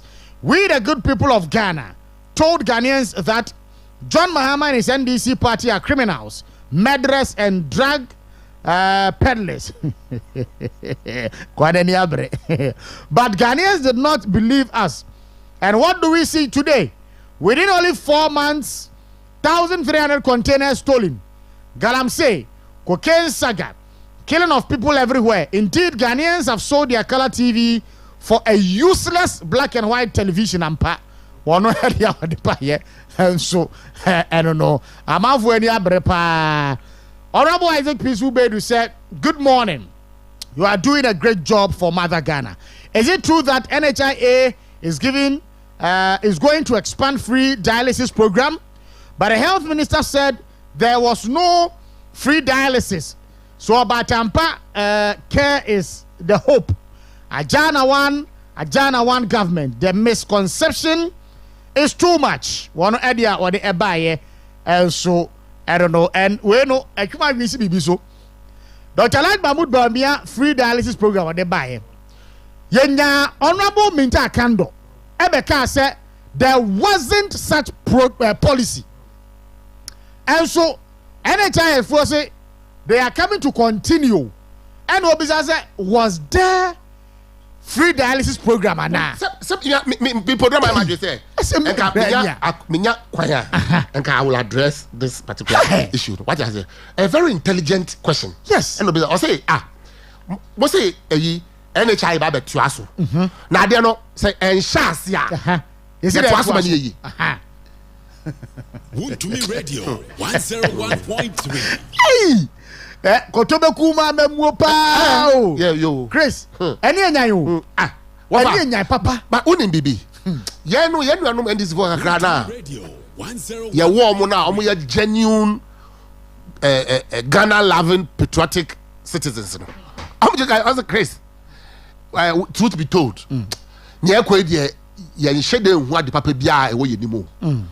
Mia NDC nipa. O say wofa. Nya kwa Papa also no on man is also you say last or passing comment be Flagstaff as no kwa hin ba kwa no $10 billion ba share economy no and no anu no kwa hwe busia into busia nti ena na wo nenam na wo busia nti na say ka busia say ye kwa busia mra na ye betua ni ehun sunsanso a e kan ye betu be president o man yimu ana yes. The guy president can you bet me DB. Say ka Bosia say if no be $10 billion be the share economy no. Bosia. What I say? Na say you na at least at one point or the other Bosia. Yes. You show assets kakra. Na the amount. It's in case I do you show the president da. Again you bet me the president ni. What I say? Your mama he's was serious. Ukura in a position as say abanda than a bobesia sa. There's also $10 billion. And I'm share economy. Anyway, yeah, to us so. Some actually wait for Asama Keso say, Oscar, good morning. I'm enjoying the conversation. The government's apparent lack of resolve to tackle Galamsey, coupled with their failure to hold illegal miners accountable, suggests a lack of commitment to addressing the issue, and it seems they have broken their promise to Ghanaians, allowing party supporters to engage in Galamsey. Currently in Ghana, terms like Galamsey, Dumso, cocaine, money laundering, and Boko are frequently used. Yes, and certain entities appear to be inciting these issues. Even armed men couldn't fight and stop Galamsey. What can this water gas do? Should former President John Mahama consider declaring a state of emergency? Asemwa obisa enso enono. Where do you idea by you say your friend Masawood already free here Kumasi Bantama. Okay, Kumasi Bantama say President Mahama promised to end Galamsey within his first 90 days in office. As you speak, illegal mining is one of the greatest threats to our dear nation. We demand urgent action and strong institutional backing to tackle the menace. Illegal miners doesn't value the contribution of forest reserves and water bodies to the survival of livelihoods of its citizens. Resetting Ghana agenda indeed. Regards to Chairman Kuka. One way or the buy, I don't know, that's papa. Teacher constitution the way for Yamwase or say, Oscar, good morning.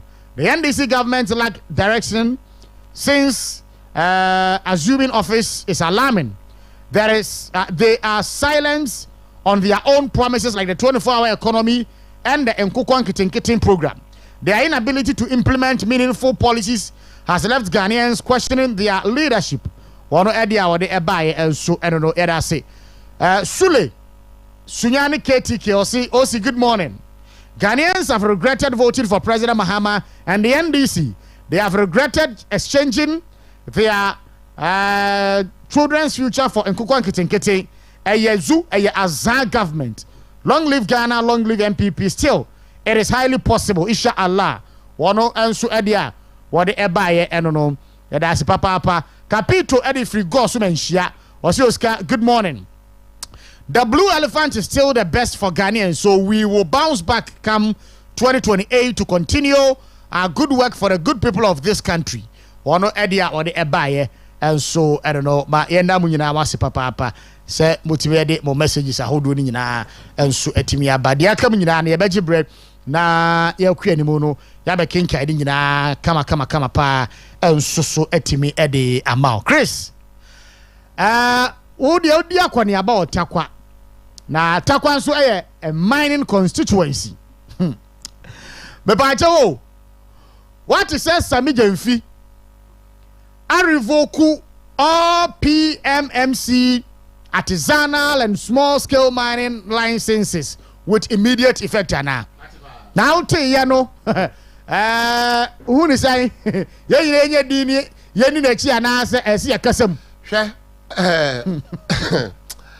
Radio Yakubo Ghana to me radio 101.3 and what was it rather too quickly no Ghana for I realize say NDC party no a scam to me radio yemfa eno enka the fact say sisi ano aban e decide say go force da man omo lease unrenew yeah very worrying me company I could take you via EMP me what can I say now saying bare 2 weeks in here you say Ghana China Mining Association the omo launch yes am I Ibrahim Bahama grace occasion no are you not joining the dots yes join the dots we keep on joining all the dots what I say baby I can't corner let me say are you not joining the dots to me radio 101.3 what I say hey you should be joining the dots where a simple but say arithmetic simple arithmetic just join the dots oh my god what I say it's a way no and who I say one of our say me dictate kwa on the party sir near cause we metiase pa but you see and then once if you were taking over PMMC you know they are gold board but it should be announced na me make our hand say gold board no ono na o use brofu bi against security mpany for say their term as security officers e co-terminus with that of Nanado yeah already the gold board no so no on be co-terminus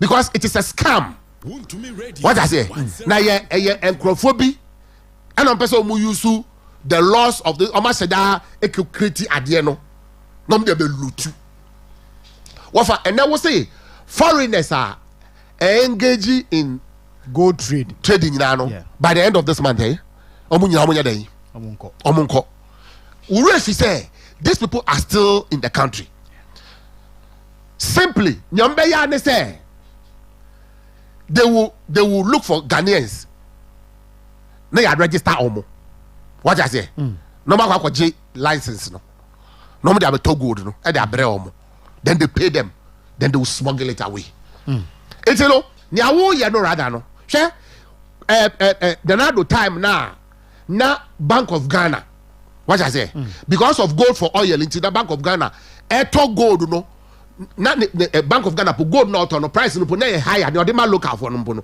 na higher than world market price no and still now man for smuggle gold no out of the country now and now what say Bank of Ghana to gold no go ho say anu ni opposite we say Bank of Ghana no to gold now or the shore city no ama city no ahwode na akosoro what I say it dey just say auto for commercial purpose what I say enu na obe say there will be price competitiveness no and now we say Bank of Ghana nkoana onu decided the price of gold wa Ghana ha no meanwhile no gold no international commodity what I say and this is a bro because we produce a bro wa Ghana ha no debi gold na international commodity it's like an international price it's in your omo ya no say na say we dey simple business me share say international price no more lucrative than your Bank of Ghana dey mami na what do? I just hoard it and then smuggle it away. Smuggle so the many microphone of the. You understand? Yes. It you know, Adia Omoyan are so dangerous and per the laws now establishing gold board, you know. And then so Osikani, your friend say Osikani, what he? Na say bia, wo na kan so bi. Na owo gold. Gold a e wo mo konwa bi ho. What I say? Generation after generation, you know, yedi eja descendants na say Osikani wuti we edu so. Say wo na ba protect sa commodity no. Emma dachi ma. Sa me je visa me kan che wo say. Sa wo be register with gold board a crime. It's a big crime. What I say? Sa me je visa me kan che wo say it's a big crime. It's no almost a kawa. I'm about to ubed them. That me say sir, you know. And I'm saying, end up so was some papa. Na o pemswa kwa na come on. One man go running in as Jack Fabra. When to me. What I say? That is the meaning of Sadio Michael. That is the meaning. What I say? Say me na na bia jamin pempenade. Yes. Yes, me fan coma samije. A criminal offense. Verify. Say, kra your friend say nkrata. It is a crime to have ade ye jaw. Generation upon generation jaw na also yes also feja echilma. It is now a crime. Everybody kwasi asem. Oh seriously. Yeah, say gold board there contaminants with almost term of your friend say. Now believe say in 2028 year no. Even before keke they say never yi. Now when you born moto chin baby. What I say? Che me de pass me baby no. Me pese me sa se mu yi. Ma sere kra me me. Me pese me de ma assignment. Anope bi ansa na start program no. Bisa ho say adenti ena asedu nkatia chairman why di anope bi abisa sa question no. Bisa for some time na enter amafo unity because me the bombshell be ba. Or the bombshell ba. Me the bombshell ba. What I say? Na me pese uye brain teaser. Utizi amafo na dua ma o ma dua de eba so. Before me the bombshell ba bisa say adenti ena chairman friends General Mosquito. And this is national chairman. Adenti ena why din no. What I say? That is question number 1. Bisa. So I didn't and I say, okay, so why do you know? Number 2. Is it true, sir? Vice President in the area, it was faked. Anna. Bisa. Bisa. Me say, Bisa say, is it true, sir? Vice President in the area, whether it was faked? Bisa. Mami no yare. The woman is not sick. Chris. Kumasi mayor ya wa bay. Matinga. What tinga? What that was one. Why first say headmaster or first primary school say JSSO. Adi you say edum for no be scared student in the principal's office. That's what I mean. I'm a chicken. Hey, huh? When you to me, when you to me, yes, it to me. When you to me, wo catch there a doom for saying, and a manner. No. Now, who to say a by responsibility say or better baby am on to idea one. Now, one people when you be a mawasia, Obonu no saka who say. Who is a responsibility say so baby man no or did you when you be a manoa na so no kasa ko bonu ho modela wonya ni mantwa bi no hye na oton na de a o chicken akobo no e ma be kai omo Rolling time back be the very say Kalabule era no ayi KMA boss be some time ago bi no okay Rolling time no papa ya na etutu asem ya ni de pii abere se me yi na pia what I say na oye nyama basa okay me we na say na em so ka baby your friend say Yamaponko de no ejuso honom ejuso we ye KMA papa ne ne fini yes at the point bo ne say time na e ba be yasa hini asantini bo no ka candidate no ho na bibi nti na wa fama no ma me hwe why should I forget this Kobe tia minim so by this time Takonu so tia me sure about this he knows it you heard Ajiman Bibi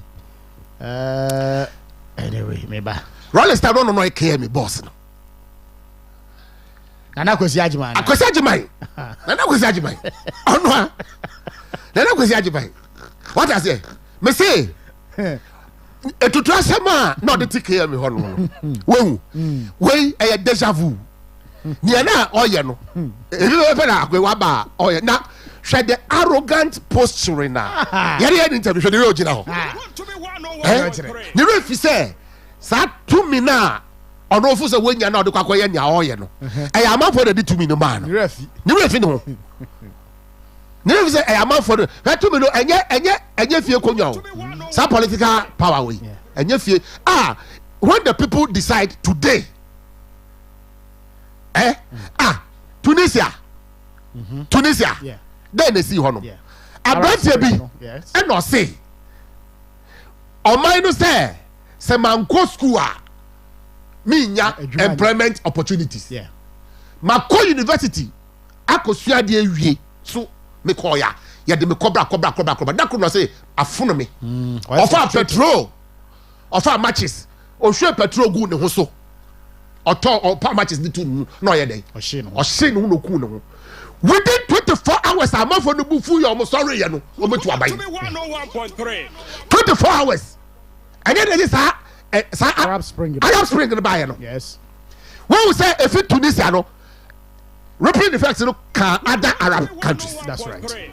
It no what political power a young say we between the political power no intimidating amount for no me pesa me kai one no say enye fie konya na ye tumi amount for na kasa and the amount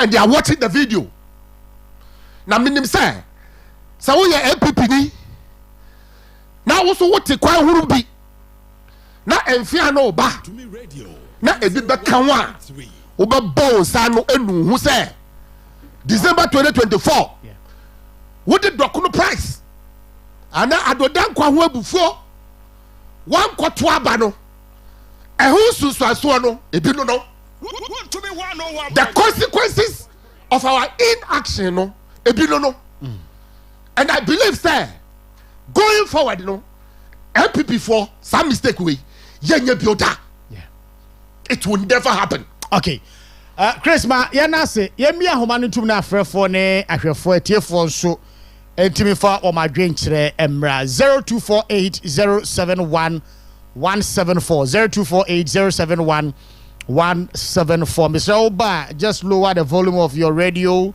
set now you have a clearer conversation about your friend e fa wa tie ho free phone no a wo afre no so why na yentimi eni eye enkomo ene anopei. Hello, good morning. Good morning, sir. About your woody maybe Afrifi. Your friend Solomon, my friend Film Crawford. Solomon yentie wa anopei. My friend the one to know my family. Na your friend say you see your TV no am mo hwe na mo ye mai. Me ba cho mate technicians ni gusu aye ho adwuma nti na nche bi e ba. Why? Okay, then na me suggest say you see I Ghana for no. Ya twan kotopo ama ya che agiramo de kwa bochire nti nkura bi e nan. Say we no asemo ya anya say na mo kan. But start here before. We see am no to wo. Say Ghana for one hweye de be bani o. One hweye de be bani o. Ghana for the dia agro ina yanto. Ena nese for hweye enju bi ana moto. Alawane de ya jensu yanto. What was it akin really? Na de ba no. They see away they say I feel you say yes so. They see I feel e sha say ne be huru no. One be who. Okay. Yan so yada say first gear amponie. Was the Sunday to 30 na yetiate. Hello, good morning. Hello, good morning. Morning. What about you, baby? Afraid. Oh, Accra, my entire one up here. Mama more about super na me cheminia. Where my Chris. Let me check incoming chairman. Chairman want me. Mr. Honorable Kobe. Papa ni ango for attention mamna. Where abo ma was na chairman bati. Akra amza Chris ka no kan sem bi say. To me. As a sanipo. But you say we are to me. Not to me who jaw who do be ba to me flow nsa. Kase ni who dey men kan. One would need 3 months as a 4 months. Difficulties are Ghana for come. After one, we show signal to MPP for set. The budget to me, no answer. Not to me, no word. Why? Yeah, the MPP, Yaba power. Just 8 years. Other countries will be to me 100 power 28 years. Then if you watch it. Yami of my a year Magana for young Papa Mahama, wrong Ababai name. What is that? Coming down. I got up on some Kabi Yak and on Canada to me or Casano do. Or Casano do. Okay. I pray if I show me kind of short. Mammy on Canada to young communicators and fire position. And you are just no moment you go with you. One of the party in my young Canada to now my son also. Ya kaya mano Accra wo sheye kakra. Sa kwan de minimu. All right, yeah, that's it. Hello, good morning. Osi. Ora wo kwa pia entie wa do peye. Osi. Mese anyansa ta kwansa mutuku sunchumbansa mambo na anyan bwa nempa bwa na so nkete. Obaka inka minister chairman wuntumi.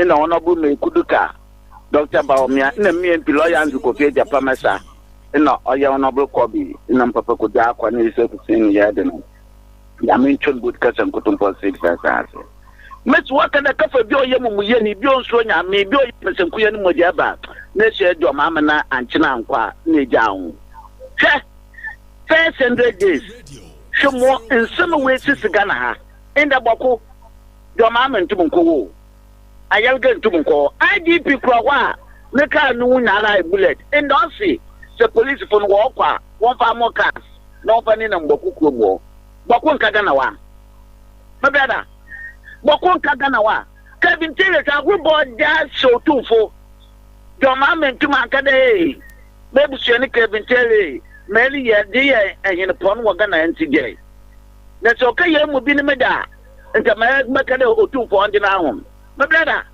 I am brother, Chris also look at second vice.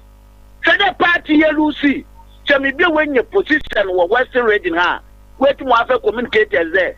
3 months impo, 1 day work on credit, another work with Syria. 1 day, no other for car.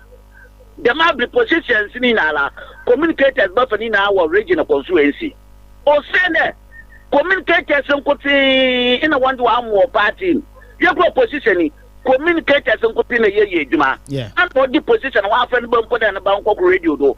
And some that case, woman can comment to him, and they don't say, communicated yellow biala. Position behind na ye bumu. Okay. Now and pay for so when you can one for transition with him. No one may embrace. Let him also. Okay. Yeah, that's the papa honorable call appear 0248071174 0248071174. Amnesty International e di bia betum se KBM yo waso afofra enfa nko gina ba bia di gina no wo bia nto aba ma wo Ghana ha. You have no business in governance. It no jai ensam na otiwo no awokeka no also say headmaster wo person headmaster Kope school church bua bi na kwatirem. Kopenta bodan school bi. Papa twa bi na kwatirem. O de say only the way amafo buefu a. Hello, good morning. Good morning. Ofa udi baby afrefi. Ocho when you dagger to Funko. Maybe show you into where. Offended. I would weapon and people in a Ghana. Unye serious and found some who name Mahawati. Yenya bring ye di Ghana home come over see. What I say? Unye serious and sa o semene ma. Sa nipa we so no. 4 years he betwem onya hwe. Ka brain who be nya. What I say? 4 years he betwem onya hwe. Eso hwe say wuna no pe wa talk data and creditor or data. Anyway, you know, Amnesty International for no home the abetum na. The be da dia ye ho adwuma. Hello, good morning. Morning. Mami, udi me be afraid fi. What you from Manchester, me pese ko doko. Me ba cho ye ntie we. Yo, o mo na adwuma pa wo ye. Adwuma da se. Na I NDC when see that amambu no wodi akoshi na laka no wodi bu. Nyanka no di bua amambu. Na do mo ye ni hu so o mo to papa sen sama hu na si se no mo nya ko ma no atu. Na me pese me bisa da ka te smart o hifa. Oh, Ghana haya. Onko baby ya. I said in Katian so hifa. O mu nyina wa ha. On kan say ya hihwe mu ko ya hihwe mu pa ko shi sam number 10 wo ko no ya hihwe won what were second Jesus o mu ba ba ji wo ya mu shi ya pa wo ya mu shi okay na MPP for obi an kana planti ye ya di bia be ye all right okay my nasi anti abna da se papa. Hello, good morning. Hello, good morning. Hello, good morning. Okay. Hello, good morning. Yeah, good morning. Of our D baby are free if you. What's your name? This kind of club. Your son is not open. Maybe I show you into where. All you can regards to the way you better what and why the education, especially MPP. So often there, in fact, Zolo Koduna, the way a mama and name of who was taking over NBC. Ubiaran Kasakas, 100 years, the days. But Zaye, we are called Kasana was a banner, was a cartoon. Onyene yesu na MPP yake ya kumantu onso nyame ye wo de sibiara no nyame orbo ye nyo okomani na kase pia ye kan azini oyiyi no na oye den abosam so oso the problem yesu bidamara we are going to sit down self ourselves we move yourself very well being strong party once again the general we papa na zubi sibiano oye Christian show sponsorship somebody else sponsorship because I don't na brother mo papa na oba sponsorship dachi your position you are going to say God bless you. All right yeah so yeah that's it yeah the friend be see say na Chris Amnesty International for say yeah me kai where Ghana web publication don say you have no business in the governance of Ghana. Amnesty International tells Kumasi mayor. Obi antu abama ye. Obi antu abama o. Obi antu abama ye. Wehu. Eji dia ye eni hwe fa. Tumi kakra na. Obi winning the elections. Na wa fitting ho kakra de ama wo no. Wehu ni obi ye. Hwe me no wehu. Me share video na wehu. I am not even listening to the words of the man. I am looking at the posture, no. Yeah. So arrogant.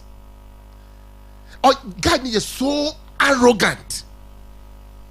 She, Ebiani say, Japa, Otimi Faka, no, we could Jakutuka Airport, say, airline B, Efi, Kumasi, Eba, Accra.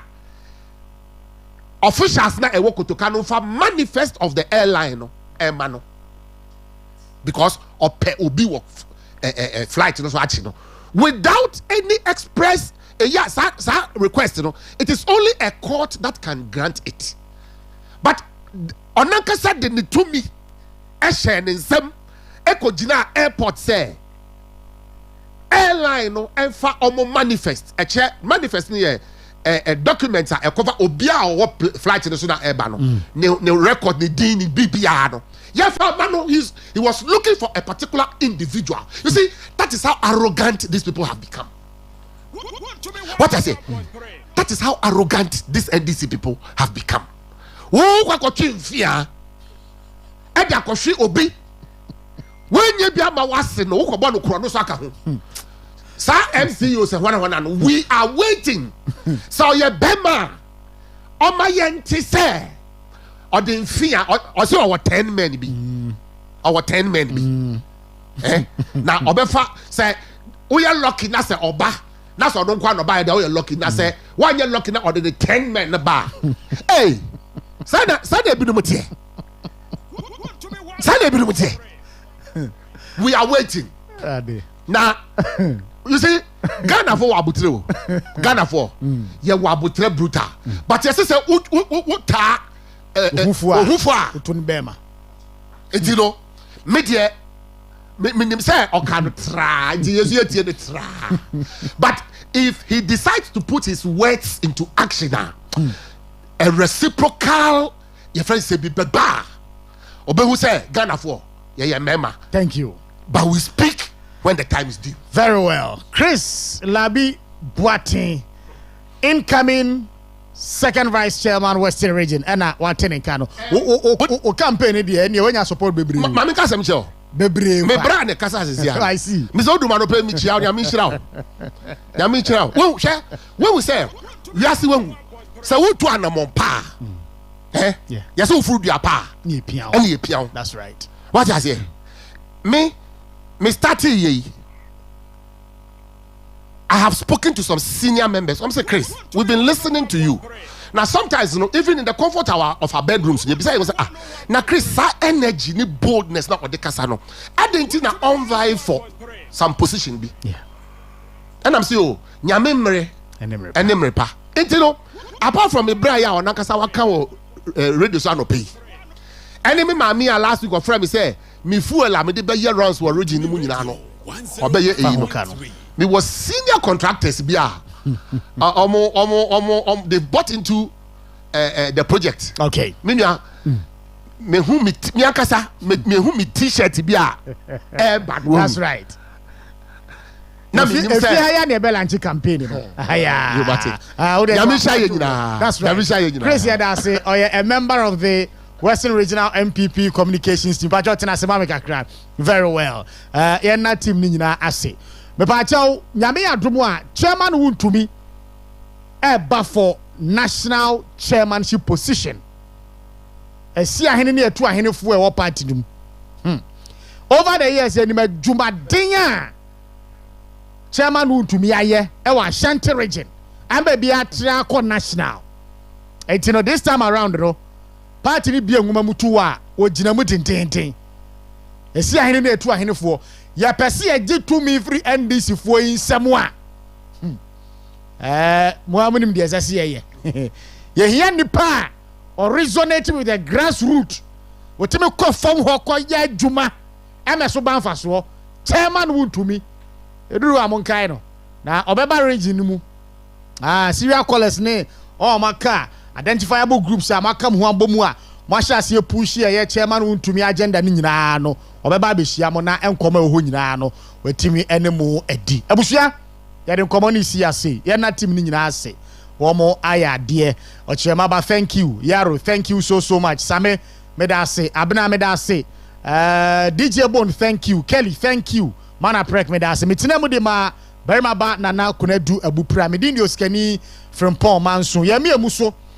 na yakwa kofa eye wuntumi sports buffet no enso etimi ede aba pramuto a obehia abna se wa ne ochema ba no de awia pramuto bre kase ebo abrew no nan okay pramuto a ohia mo wia donkro bonso a wuntumi mu nsem ebeba oba pa santo abetena se no nan bo a omane puntuo dwumadie ebeba ochema ba ebetena se de aka nyina ne se enei se ohu ne se o haubi eba obetimi aso ano a dikan so ano se wontimi so ano atwe ho na o hawo no emmesen yakra mu nyina good morning.